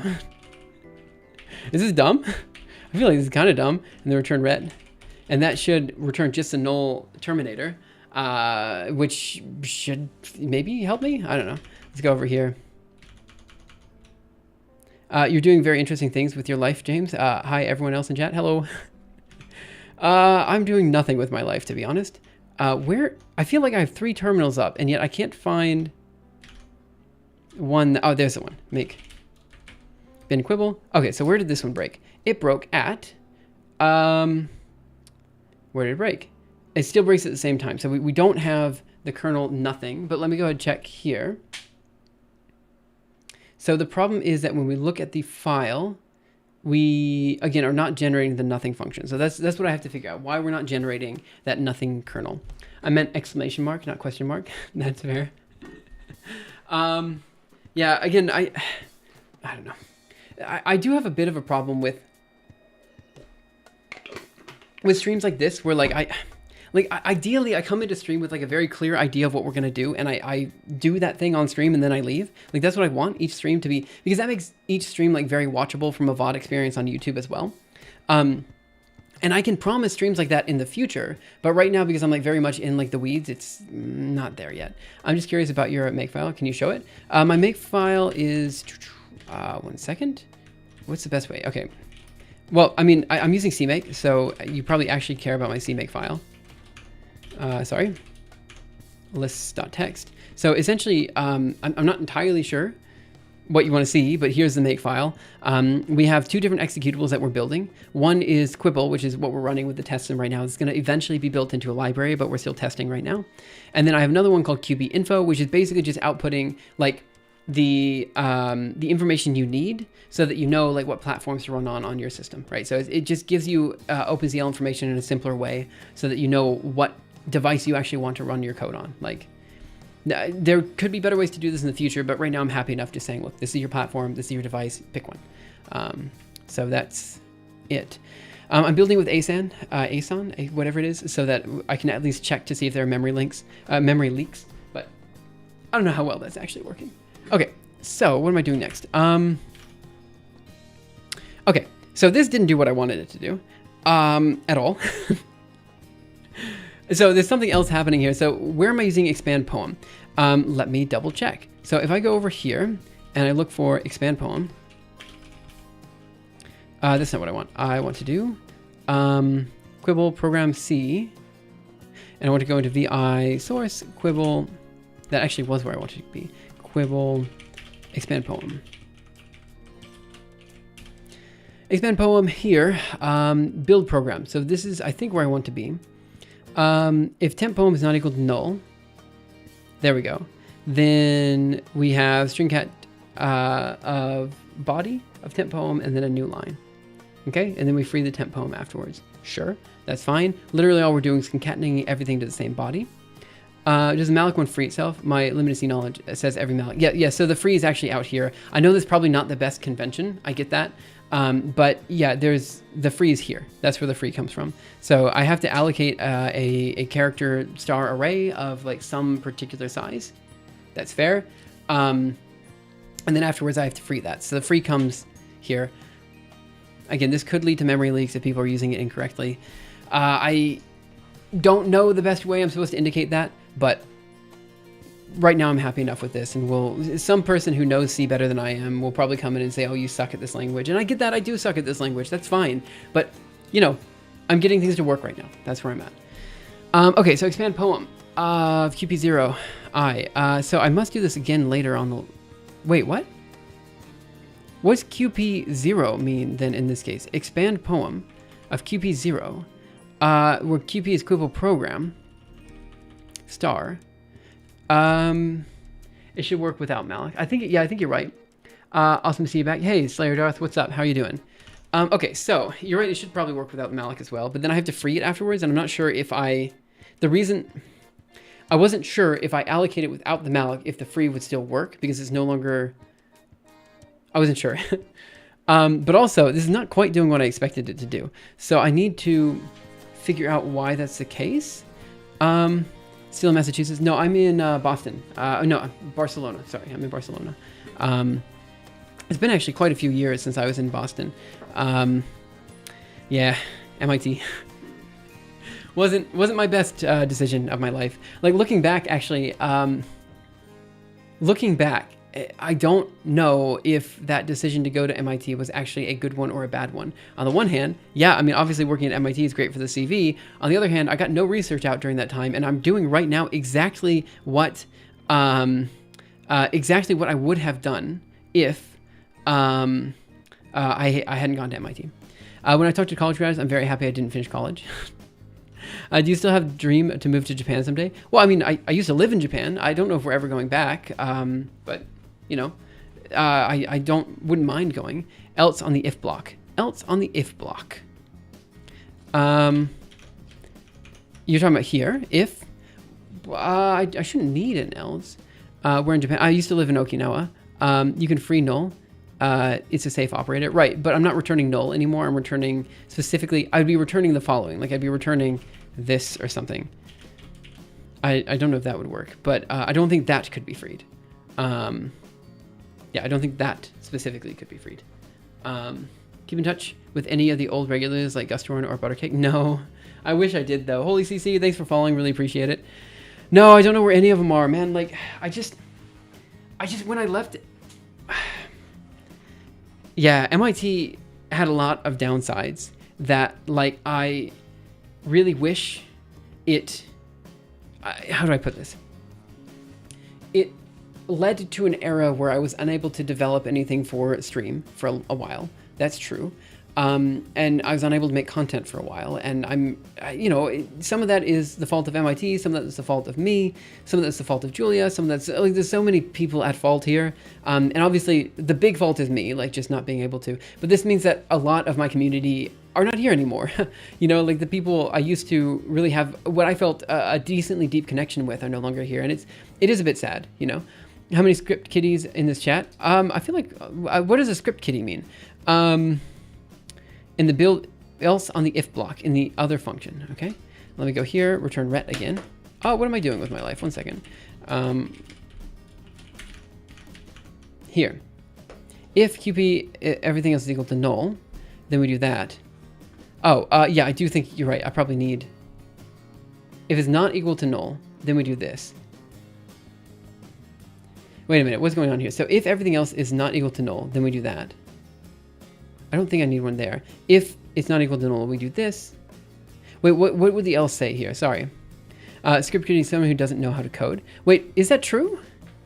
So wait, what do you mean you were the kind of influences I needed when I was younger? Look, I'm really happy that you say that. Like, I'm really happy when people come in and they say that, like, I somehow helped them in some way. Like someone earlier said, like, because of the stream I did the other day reading a paper, they went out and read some more papers, and that's great. That's exactly what I would love for more people to do, All right, Kono, tell me, where? Oh gosh, I'm having trouble today. I don't think we have too many script kiddies. If script kiddie is like someone who doesn't know how to code, I feel like most people here probably know how to code better than I do, to some extent. Like, probably not even to some extent, they probably know better than I do, But if you do have questions, feel free to ask. Let's see.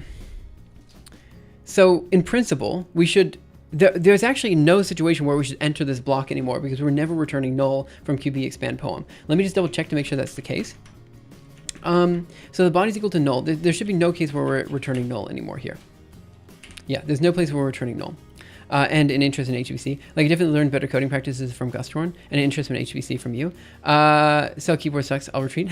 No, it's okay. No, I really appreciate it. I'm sorry. I know I'm writing stupid code. I get that. Keep in mind, I haven't written C code in a long time. Not that that really changes coding structure too much. Like, it's probably my own fault. But yeah, look, Gustorn, I mean, it was a bit frustrating, to be honest. So my issue with Gustorn and like those streaming days, it's not an issue with Gustorn, for the record. Gustorn was great. Is that, like, there's this ability to express yourself in code, that I don't know how to explain very well to people who have not done it, but like the ability to creatively express yourself in code is very difficult to do, right? And it is often true, and I've said this before, that people are not creative on templates, right? And a lot of times with the older crew, people would suggest a lot of things, and I would try to integrate those things into my code base. Specifically, Gustorn would do this, but a lot of other people would do as well. And this made it so I didn't have ownership as much over my code because, like, I kind of lost my ability to creatively express myself because I was following other people's templates, and it was a core life lesson that I learned during that time. Do you have a funny younger brother called Daniel? I do not. Are you talking about Daniel Schiffman, like from Coding Train? Is he using libc string functions? I like libc string functions. They're nice. Maybe I'm wrong, but I think they're nice. Okay. If you said Daniel Schiffman is younger than I am, then like that does kind of age me a bit, I think, because I think he's significantly older than I am. From Coding Train, right? Or not. All right, so what's going on here? Temp poem is not equal to null. Again, there should be no situation where it's equal to null anymore. the thing that's getting me here is that I think I'm... Okay, I see kind of what I'm doing. I don't know why I'm doing it in this way, because we have a pointer here. I should not be... I also definitely learned about LaTeX templates from you that helped me build my CV. That's fair. There's a Daniel Schloss, a comedian. I don't know who this is. Let me try... Let me just try to do something out here. I'm going to do something stupid. And here I'm going to output... we have the temp poem. And I think what I want to do is I just want to output something here. So I'm going to do print F. And what I want to print F is this guy. And then I think what I want to do is a new line. And then I want to do QP of 0, I guess. Poem list of I.name, I think is what I want to do. And let me just make sure something's going on here. All right, so let me make that again. We're gonna do bin quibble. Okay. And let's see if we're actually building it or not. So we're gonna have to go up here. And I believe it's way up here. So we're doing nothing, no args, no body, poem check. Great. So it does look like we're actually building all of these guys into a bigger program. So they all should in principle be there. Cool. Great. But in practice, they're not. So let me also go in here. I'm gonna paste it again down here. I just want to check something. I don't know why this is the case, but what was I doing? Shoot, I was somewhere and I completely lost track. QP. QP. There we go. Okay. Let me just see what this does.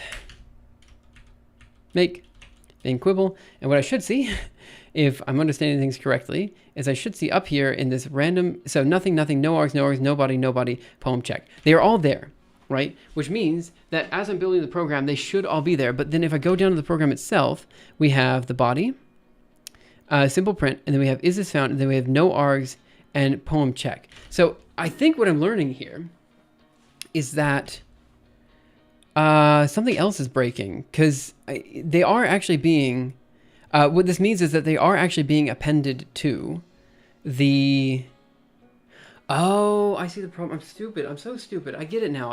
Okay, I'm done. I understand. Yeah, I understand now. Okay, I get it. Okay, so I need to go back to this guy over here. It's not that I should be returning 0 here. What I should be doing is we have the body here, which is defined here, but I also need to make sure that I'm returning back this kernel void, and then the poem list name and all that kind of stuff, because I'm not returning that right now. So that's what I have to do. And then once I do that, it should be okay. So essentially what I want to do is I think I want to do a char star body in here. Body here. And then when I allocate it in here, where the only thing I'm going to be doing here is, I also think I want a Boolean expand, do expansion. Expansion is equal to true. And in here what we do is we're going to set it to false.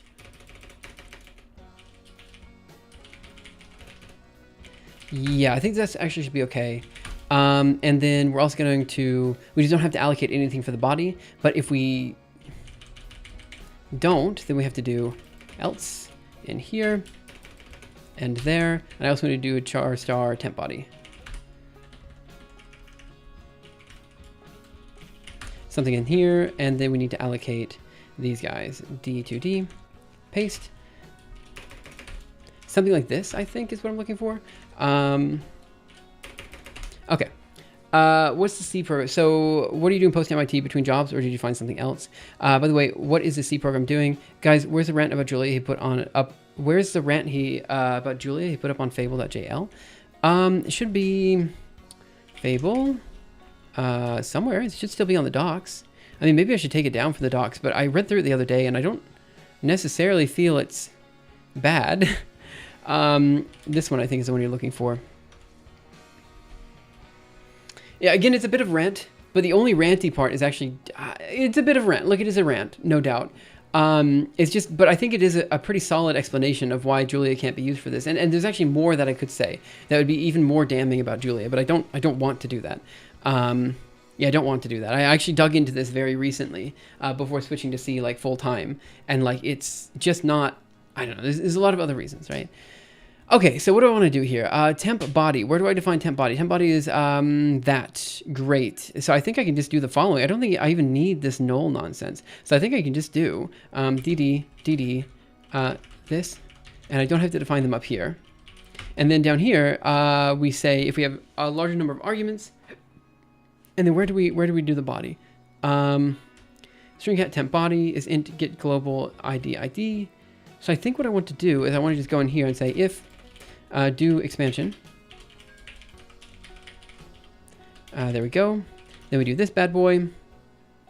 All that in there, which is not great that I have it all in there, but it is what it is. It's okay. Temp body, and then we want to add in a new line in the end there. I think this is fine. I think that's what I want. So, and there, and I just have to add some spaces. Key browser lets you search your bookmarks via keyboard search. Yeah, it's quite nice actually. Also is what you're working on now. Yeah, that is what I'm working on right now. Let me see. I don't think I have too much documentation available. laoslabs.com. Let me go. So we have this here, and I can go ahead and paste that there. It's I'm still working on it. There's just obviously there's a lot of work to do. You know, I'm like literally just getting started with this project, so I'm not too worried about the future here. I should be able to make a video by the end of the month. What's your opinion about automatic code formatting? I don't mind it too much, but there are some cases where I find that code linters do things that I don't like. So I think the truth is, my opinion is the following, right? Like your code should be readable at a glance, 100%. Your code should be readable at a glance.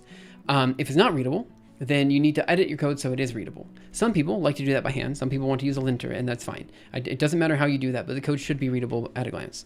And I think generally everyone agrees with that statement. Like, you know, you shouldn't, in principle, you shouldn't need a linter, but, you know, I think in practice, a lot of people do. All right, I'm going to have to do some stuff here. Sorry about that, guys. There's a better way to do this, but I'm not doing the better way. I'm doing this way, so...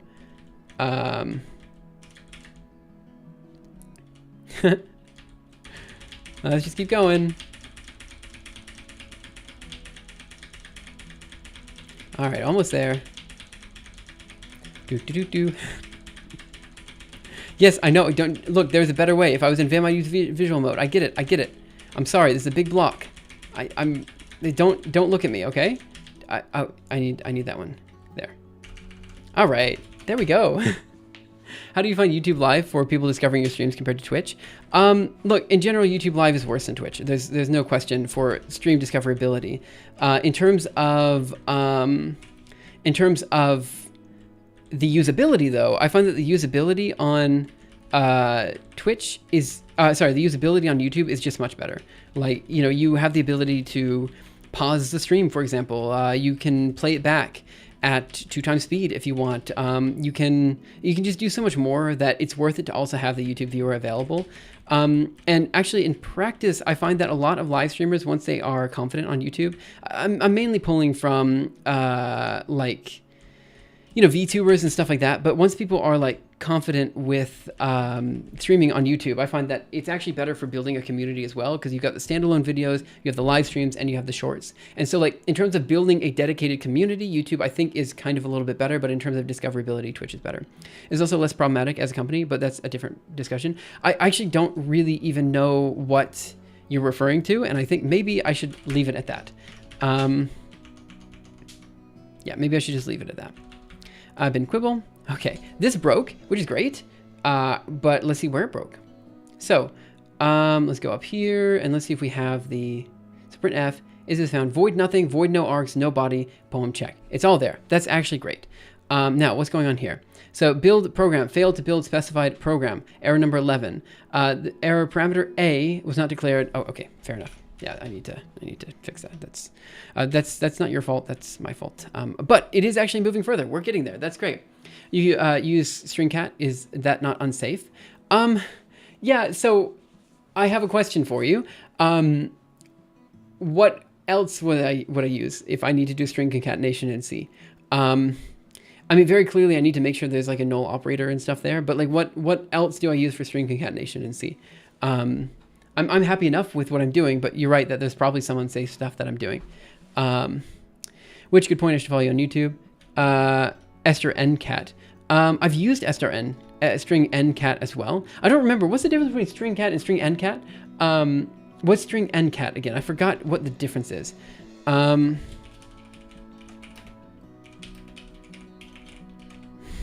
Sorry. Appends the second string to the first. Appends only a specified number of characters in the second string to the first. I see. It's one with n. Of course, I should have known that. Makes it hard to overflow your string. That's true. I probably should use that. I understand now. Takes a max length parameter. Isn't there a string cat s, or is that only C++? Sn printf. Yeah, there's a bunch of different ways to do this. Right now I'm using strcat, but I think I should only be using it. Again, I might be wrong here, but I should only be using it when I'm doing like these big block allocations, in which case I've allocated a large char star value equal to this giant array string. Probably I should change it to strncat. You're right. Maybe new line. Okay, so what's next? This actually, I think, got further than it was before. Let me go ahead and fix the... where am I? I want to go here, quit there, and then I want to go VI scribbles, examples, .qbl, and specifically this is the one that broke, so let me just do an int a here. Oops. Int a, and an int a there. And I also want to check this error one more time. So what does it say? Parameter a was not declared, defaults to int. Function definition without a prototype is deprecated in all versions of C. A function definition without a prototype is deprecated in all versions of C and is not supported in C23. What does that mean? I know I should know what it means. What does it mean? All right, that's fine. Let's Google it. Let's see, what's the problem? I face the same issue and below and fix it worked for me. No, I don't want to. I want to know what this problem is. I had the same problem. Firebase analytics. The functions form void func rather than void func void. Oh, I see. Yeah, I need a void in there. Yeah, duh. Okay, fair enough. There. I just need to make sure these have voids. Perfect. Yeah, I had this problem before. I just kind of forgot. All right, let's try that. Let me do /configure. Try this again. Then quibble. It did something. Did it run? Oh, it did run. I think it ran. Okay, so let's go into VI. What am I doing? No. It's not that. So for the record, you said I didn't mean that as an attack. I didn't even interpret that as an attack. I interpreted it as like this is something for me to learn about. And you guys are right. I should be using strncat instead of stringcat. Yeah, you're right. I probably should be doing that. An iterative approach is perfectly valid, especially during the stage of development. This is kind of, yeah, I'm very early in this development, and I'm kind of okay with having it just work, and then we iterate on that in the future. Wally Code, thanks so much for following, really appreciate it. So what am I doing next? I want to go into VI test, and then program tests. We'll pop down here, and it should be that we do print program, and then we configure the program. But for some reason, there's a second print in here, or maybe I'm misunderstanding. Let me do the print after this. Paste here, and let's see if that actually works. So let's make this bad boy, run that, and this should give us more information. It does, which does mean that we're good. That means that we're printing. Although, I feel like it printed twice. Did it not print twice? I feel like it printed twice. And I only told it to print once. So there must be some other print in there that I forgot about. You already used ascent anyway, so overflows are guarded. Later on, those need to be addressed. Definitely, you're right. I should do it already. At least now you can filter YouTube content by active live streams. That never used to be the case. Would you mind asking your YouTube audience how they found your live stream, whether they used particular keywords or if they've always been following you, etc.? I can actually give you that information right now. I don't know if I should show up the analytics. Would anybody... How pissed off would people be if I got a couple things I gotta do. So one, good, this is working. That's great. Two, I gotta check some stuff really quick. Right, so I gotta leave at 3, which is in 20 minutes. I think I can just show you my YouTube analytics. I think I can. I don't think there's anything like legally wrong with me doing this. Do YouTube Studio. Exactly 0% mad if you found out you made $2,000. Oh, you're going to be massively disappointed. Analytics, I will show you right now. I made $30 last month.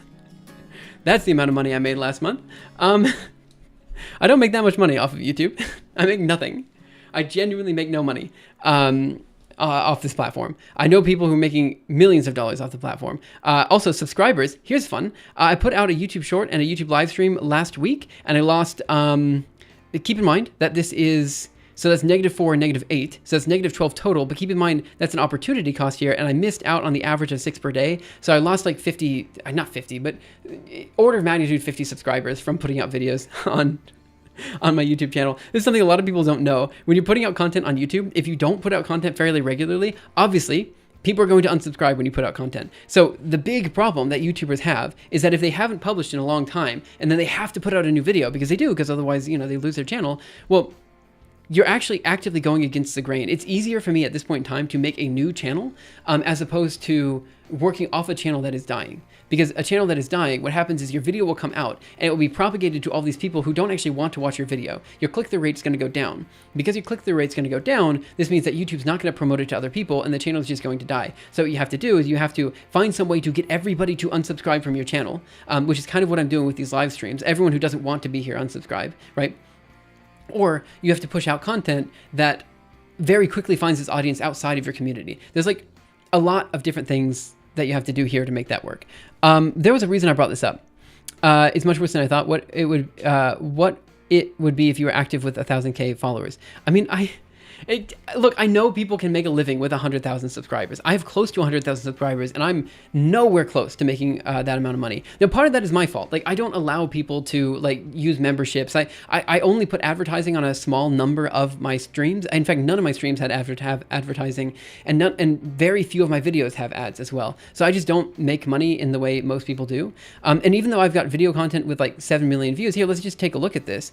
So this particular video has made me a lot of money. Here, let me just go to not advanced mode. I want to go to since uploaded lifetime. So this particular video, I think has made me a couple $1,000s in total. $8,000 from this one video. That's an insane amount of money from one video, no doubt, right?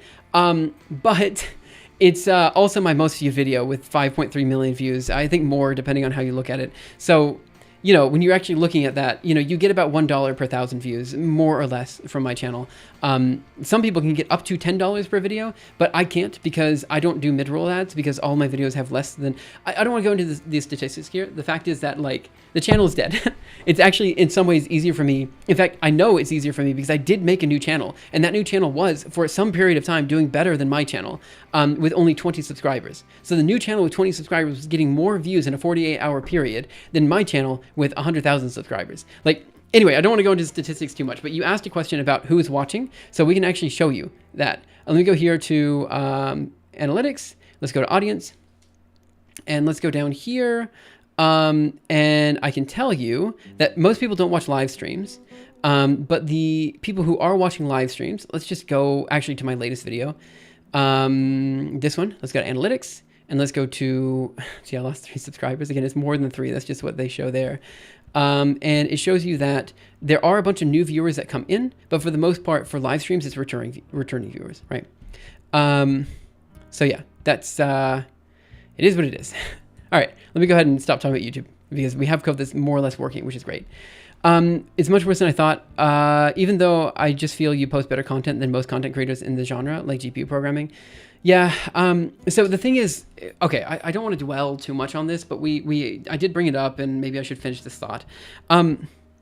So, I'm at the stage right now in the content creation game where if I push, I can genuinely make a living off of this content, if I want to. The problem is I have not been pushing because I had other jobs. Now I'm at the stage where I'm past the MIT era, and I'm trying to figure out what I want to do with my life, and I'm at the stage where I can, in some sense, push. But the question is, how do I push? Specifically with a channel that's dead, what do I do?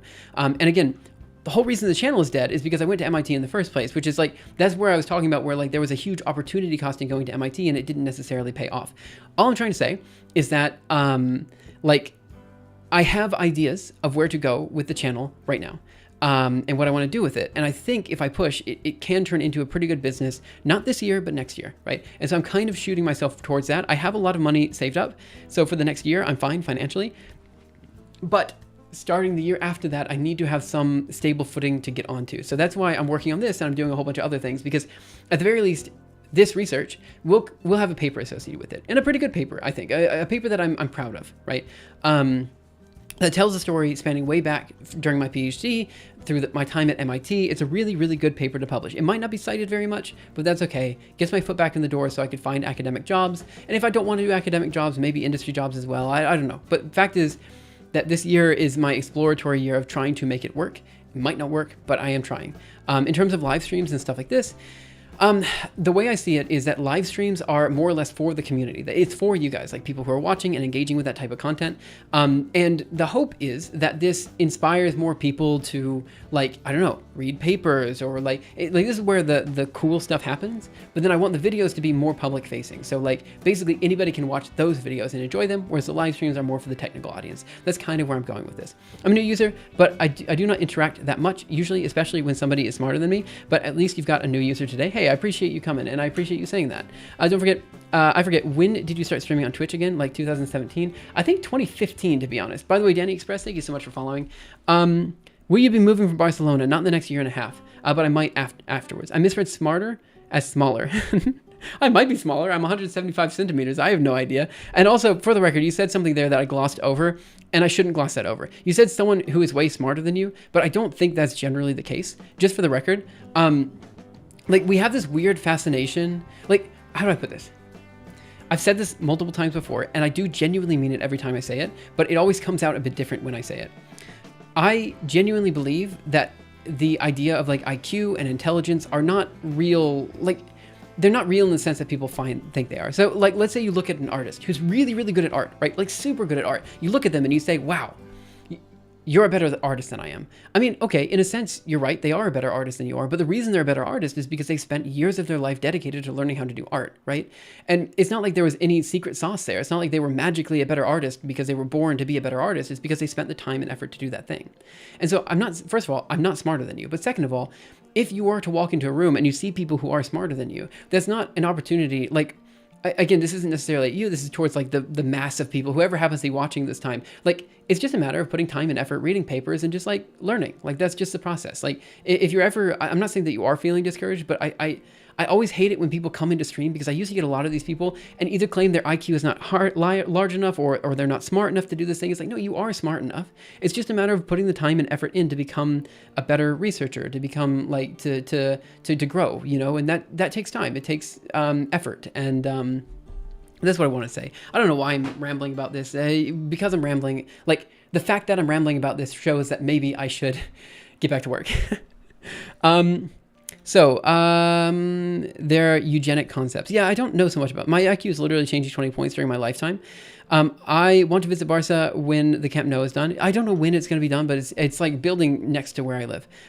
So someone who says IQ is static, I call bull. Yeah, for the record, I think the entire premise of IQ is stupid. I think it's only used as a way. There are some situations where it could be useful, like, for example, diagnosing people who have some sort of mental disorder. Fine, that's fair. But using IQ as a general test to say that you are smarter or you are dumber objectively, I think that practice is not a good idea. I just generally think that your IQ, as long as you're an average level thinking, like you're not, there's not a question as to your ability to reason as a functional member of society, is not ultimately that important. Things that are important are your ability to socialize with other people, your ability to understand ideas when they are presented to you, your ability to grow and expand on your own knowledge. These are all very important, and anybody can do that. Long story short, I think IQ is it's a bad metric for a lot of things. Imagine if lab tests only have one score, call it health quotient. Doctors will scratch their heads trying to diagnose you. Right. Great to have you here. Yes, thank you guys so much for coming in. I have learning difficulties, so I generally assume everyone is smarter than me. Hey, I generally assume everyone is smarter than me. That's like, if there's one core component of my personality, it's that I assume I'm an idiot. And that's, I think, the safest way to enter any conversation. I'm almost 50 years old, and I know when somebody is smarter than me, and when I have to shut up and learn from who's from who is in front of me. It's not a way to denigrate myself. It's the truth. I do respect that opinion because I feel the same way most of the time. Finance is a field in which I'm most knowledgeable. And I guess for you, it'd be physics, right? Something like that. Are you a physicist as well? So my background, I have a PhD in technically quantum physics, but I did GPU engineering, and then I worked at the Julia Lab for 5 years. So my background is, though you could argue in physics, it's more accurately in computational science. That's where the bulk of my work has been, which is why if you're looking at my code, maybe it is a little bit old-fashioned, and that's because most of the HPC code is old-fashioned. IQ is pretty much useless because it's more towards specific tests, but the knowledge of somebody can be higher than mine. I know it makes it easy to learn something more. Lurking is good, but asking questions when they develop. Right. So this is also one thing that I really like about live streams is that, at least for me, like, I don't know why, I can't really follow YouTube videos very well. Like, you know, if you're watching, you know, 3 Blue and Brown, I keep bringing them up because they are like the #1 channel in the field, and Grant is a personal friend of mine, right? So like, at least I feel like we're personal friends. I mean, we worked together for a very long time. I don't know what he would say about me, but we're friends, is what I would say.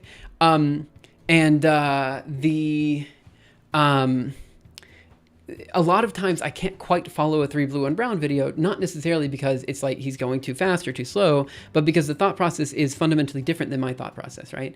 And the thing about streams is I do kind of enjoy watching streams because it's kind of like passive knowledge that's being transferred to you, and you can always take the time to think about something because it's never happening at a pace that like you can't stop to reason about it. There's like a lot of good reasons why I feel like learning via stream, first of all, is a completely different beast, but also is equally as valuable. Depending on your workflow.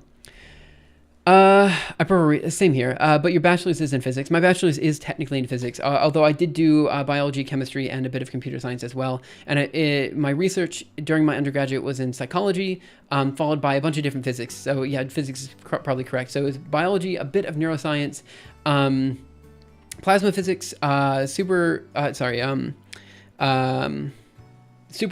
stuff, so astrophysics, and then I did one other thing. I don't remember what it was. Some sort of fermion stuff. I don't remember. Long story short is by the time I finished my undergraduate, I'd done a lot of research, but I was so upset that none of it got published, you know? Actual interlocutors, which I don't actually know what that means. I was guessing what the audience wants. Okay, so what was I going to say? This did run. For some reason it printed twice. I don't know why it printed twice. So let me just go ahead and take a look at what's being printed and why. I have 2 print programs. Well, that would explain it, wouldn't it? It's DD here. So this means the configuration did work. It was configured for the appropriate platform and the appropriate, what do we have here? It says, yes, I'm configuring it for my, I am configuring it for my, what? CPU. That's great. Again, I think all I'm going to do next is I'm now going to set the argument. So first, I think what I need to do is define an array. And I need to create 3 different arrays, A, B, and C. I need to allocate those onto the GPU, send them over, and I also need to set a particular argument of the poem, which should be the stanza number. So the first thing I'm going to do, just to make sure that everything is working, is I'm going to do QB set arg. Come on, set. I can't type. Arg, and I'm going to do this bad boy, QP2, which is our quantum quibble program. And then I want to do the poem, which is going to be, what did I call it? Just check, I think. What did I call it? Stanza check, poem check. I think it's just poem check is what I called it. Simple print, poem check. Poem check. And then I want to set the argument, and the argument is going to be stanza number. And I want to set it to be object size and then data. So I want to do size of int. And then the data, I think all I want to do is a pointer to, it's a problem. So I have a big problem with the OpenCL API. I don't like this very much, but I just want a 0 here is what I want. I don't like the OpenCL API for this because I don't think it's going to work. So I think what I want to do is stanza, int stanza num is going to be equal to 0. And then I want to do this. And in principle, that should work. This is one thing that definitely needs improvement. But basically, we have created the poem, or we've created the program. And now what I want to do is set all the arguments to the program. I have a variadic argument to do this, or a variadic function to do this later, which is the way I want people to interact with it. But I want to just check that individual setting arguments works. That's number one. Let's go ahead and write this, and let's go ahead and make that bad boy. Where am I? There. Make. Try this. I think things broke, and it broke because argument stanza num not found. Perfect. Okay, this is great. Something else I have to fix is the set argument. That's okay. We know what to fix. So let's go into that. QB build program, and we want to go into set arg. Here we are. So do the poem index first. We find the poem index. Then we do find argument index, where we go through the args and we find the particular argument, and then we go to CL kernel argument and we set it. So I think the problem here is that our QB find arg index is not going to work in the case of the problem is that the argument is set as like int a, you know what I mean, or int stanza number, but actually I just want stanza number is what I'm calling, and so I have to make it so when we're finding the argument index, it will specify like the last word instead of like other things as well. I will be honest, guys. I have a meeting very soon, so let me go ahead and wrap up where we're at right now, and we'll talk about a bunch of different things. So let's just wrap up. We did make some progress, obviously not as much progress as I would have liked, and let's just talk a bit for just a second. Let's see. Actually, interlocutor means the person talking to you. Also, where have I seen you before? Are you another regular? Jay, that's it. We both have J.R. LinkedIn. Who's J.R. LinkedIn? Any interest in posting content in quantum computing as well? So I got a bit of a problem with quantum computing in the same way as I got a problem with AI, in that like these are both very overhyped technology. And honestly, all of my opinions about quantum computing, if you go to Looking Glass Universe right now, her most recent video, let me just, here, this one, is honestly all my opinions in one video. So I would just recommend watching that if you want my opinions on quantum information. I don't have very deep thoughts because my PhD, again, though it was in quantum, was more in quantum simulation or simulation of quantum materials, not so much, not even materials. I did superfluid simulations, right? And so I don't tend to have a like a deep. I have done quantum information stuff in the past, but I don't think I have enough material that I can really make a like dedicated claim about quantum information, right? Like it's not an area that I've been researching. My wife does research in quantum information, but for me, I just kind of see it as an overhyped area that I don't necessarily want to touch. Why is it that scientists get targeted in wars? Don't you think it's not right that somebody who spent all their time in academia and looking at books is targeted by military industrial complex? I didn't know that was the case. Jacob is investing using narrative approach, including semiconductor and steel industry. My previous company researched on post-quantum cryptography. Any thoughts on that? Post-quantum cryptography. So this means cryptography after quantum computing exists. So for people who don't know, quantum computing has basically only one thing that we know it's probably going to be good at. And I said that in a very weird way, but I meant it in that way. Shor's algorithm does prime factorization, in theory, faster than its classical counterparts, right? This is kind of the only thing that we know that quantum computers can, in principle, do better than classical counterparts.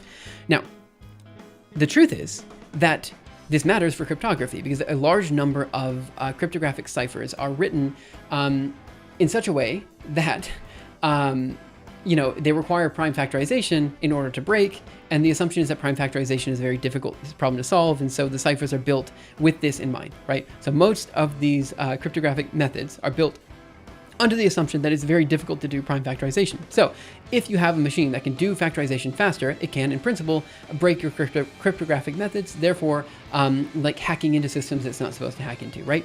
Now, there are two approaches to this. One is to make all of your passwords, all your cryptographic methods, based on quantum computing when it comes out, but that's untenable. Why? Because it means that everybody now needs a quantum computer, and there's no way every company, every bank, everybody is going to be dependent on a quantum system that fast. The other, what I would argue, more sustainable approach is to develop at least interim algorithms between our current reality and the quantum reality, whatever that means, that allow for us to have some cryptographic methods that are not dependent on large number factorization, right? So that's what I believe, that if we are to create cryptographic methods that rely on different algorithms, which is an area of research that people are actively pursuing, then I mean, honestly, there is no reason for quantum computers to exist to begin with. And so it's kind of one of these weird things where developing these algorithms is useful for post-quantum, but if they are developed in a sustainable way that, you know, become the standard, well, now there's no reason to have quantum computers. And so it's one of these like weird, I don't know, I'm not particularly excited for, like, the thing about quantum information is there's actually a lot of really good quantum simulation being done on these computers, and there's a good reason for them to exist. Specifically, analog quantum computers are really good at solving Hamiltonians, which is great for a lot of physical applications. Unfortunately, a lot of the quantum computing is like super big quantum computing hype, how it's going to replace classical computers, and like that's too much. That's why I kind of put it in the same box as AI. It's like, look, certainly there are utilities for generative AI, but you have to take it where it is now, and you have to project that where it's going to go, and you have to realize that, okay, there is some hype being set around this. The question is how much hype? I don't know, but certainly there's a lot of hype, and it's very difficult to read the actual narrative, right? And that's true for quantum computing as well. There's just so much hype. It's very difficult to say this is what's actually happening on a day-to-day basis, right? So, my previous company research, isn't Fourier transform easier, or is that optical? I don't know exactly what you're referring to here. For example, P times Q, just some random crap. I don't know what you're referring to there either. Wife video, there have been major improvements in Shor's algorithm efficiency. Right, so this is the thing, right? Like,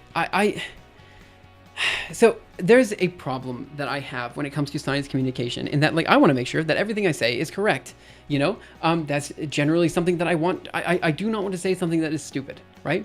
The problem is you have a bunch of people who are saying stupid stuff. You know what I mean? And so, yes, I could put out a video that is about quantum computing, but like, I can't do it. I don't feel like I can do it at a scale or in with the quality that I would feel is necessary to put out as a mainline YouTube video. You know, I don't know. The biggest pusher for QC is 3-letter agencies, because cryptography means national security. Yeah, that could be true. AI is like trying to solve a traveling salesman problem using a heuristic algorithm. Well, to be fair, you can solve many small-scale uses, like small-scale. Like, you can use heuristics to solve the traveling salesman problem in small cases. Like, that is true, right? But I think your point is that, like, AI will get you, is the general point that AI is rarely like the absolute best tool for a job, but it is a good enough tool for most jobs, right? And that I think is what you're trying to get at here. I don't know for sure, but that's what I would say. So yeah, I mean, again, it's not going to push into new areas that we can't do as humans, but it does change how certain workflows work. Sabine already dissed, what's QT in this case? Quantum theory? Quantum, I don't know. I will say that Sabine, again, I might be mispronouncing her name. I haven't seen too many videos from her. But she has an interesting background that I actually do agree with in many ways, in that she, like, she came from basically a string theory-esque approach or something like that. QT, quantum computing, yeah. I don't know, like, to be fair, it is very much overhyped, the field that she's coming from, in my opinion, right? And having a scientist explain that this is overhyped, I think is quite nice. Like, it's nice for people to point out that actually maybe these areas of science got a little bit too much funding. But again, the question is, was the funding, like, you know, you didn't know it was too much funding at the time. I don't know. It's one of those things where it's like very difficult for me to say that historically speaking, these areas didn't need as much development as they got. I don't know. I can't really make these claims.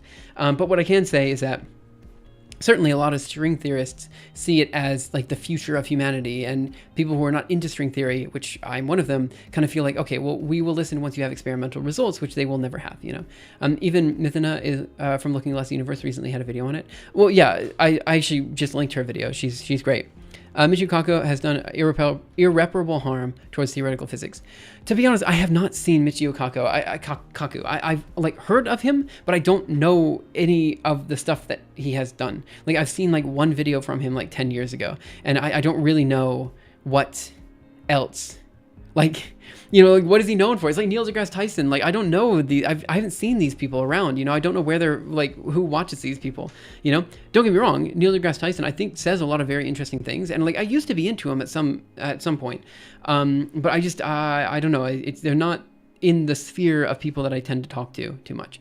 Okay, so we've done a bunch of rambling today. Good news is we actually got some work done. The code is working in a way it didn't work when we started today's stream.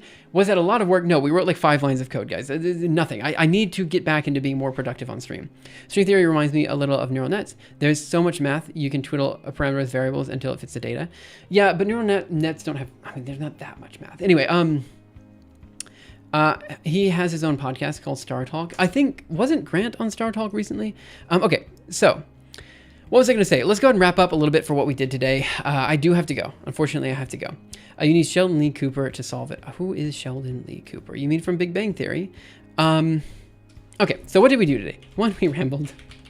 We rambled too much. But for the record, let me just go ahead and explain what we did at the start of today's stream. So I explained that for today, I actually have, or as of today, I've got a pretty good plan of the content that I want to make in the future. I want a video to come out basically at the end of the month. I think I can hit that deadline. And then I want some more story-ish videos, like why I quit, talking about the most addictive website on the internet being the archive for me. Again, I might change the title, but basically, like, the reason why I am so enthusiastic about research, some sort of like vague discussion about like why I'm writing my book by hand that I'm still trying to piece out, and we talked a little bit about on stream today.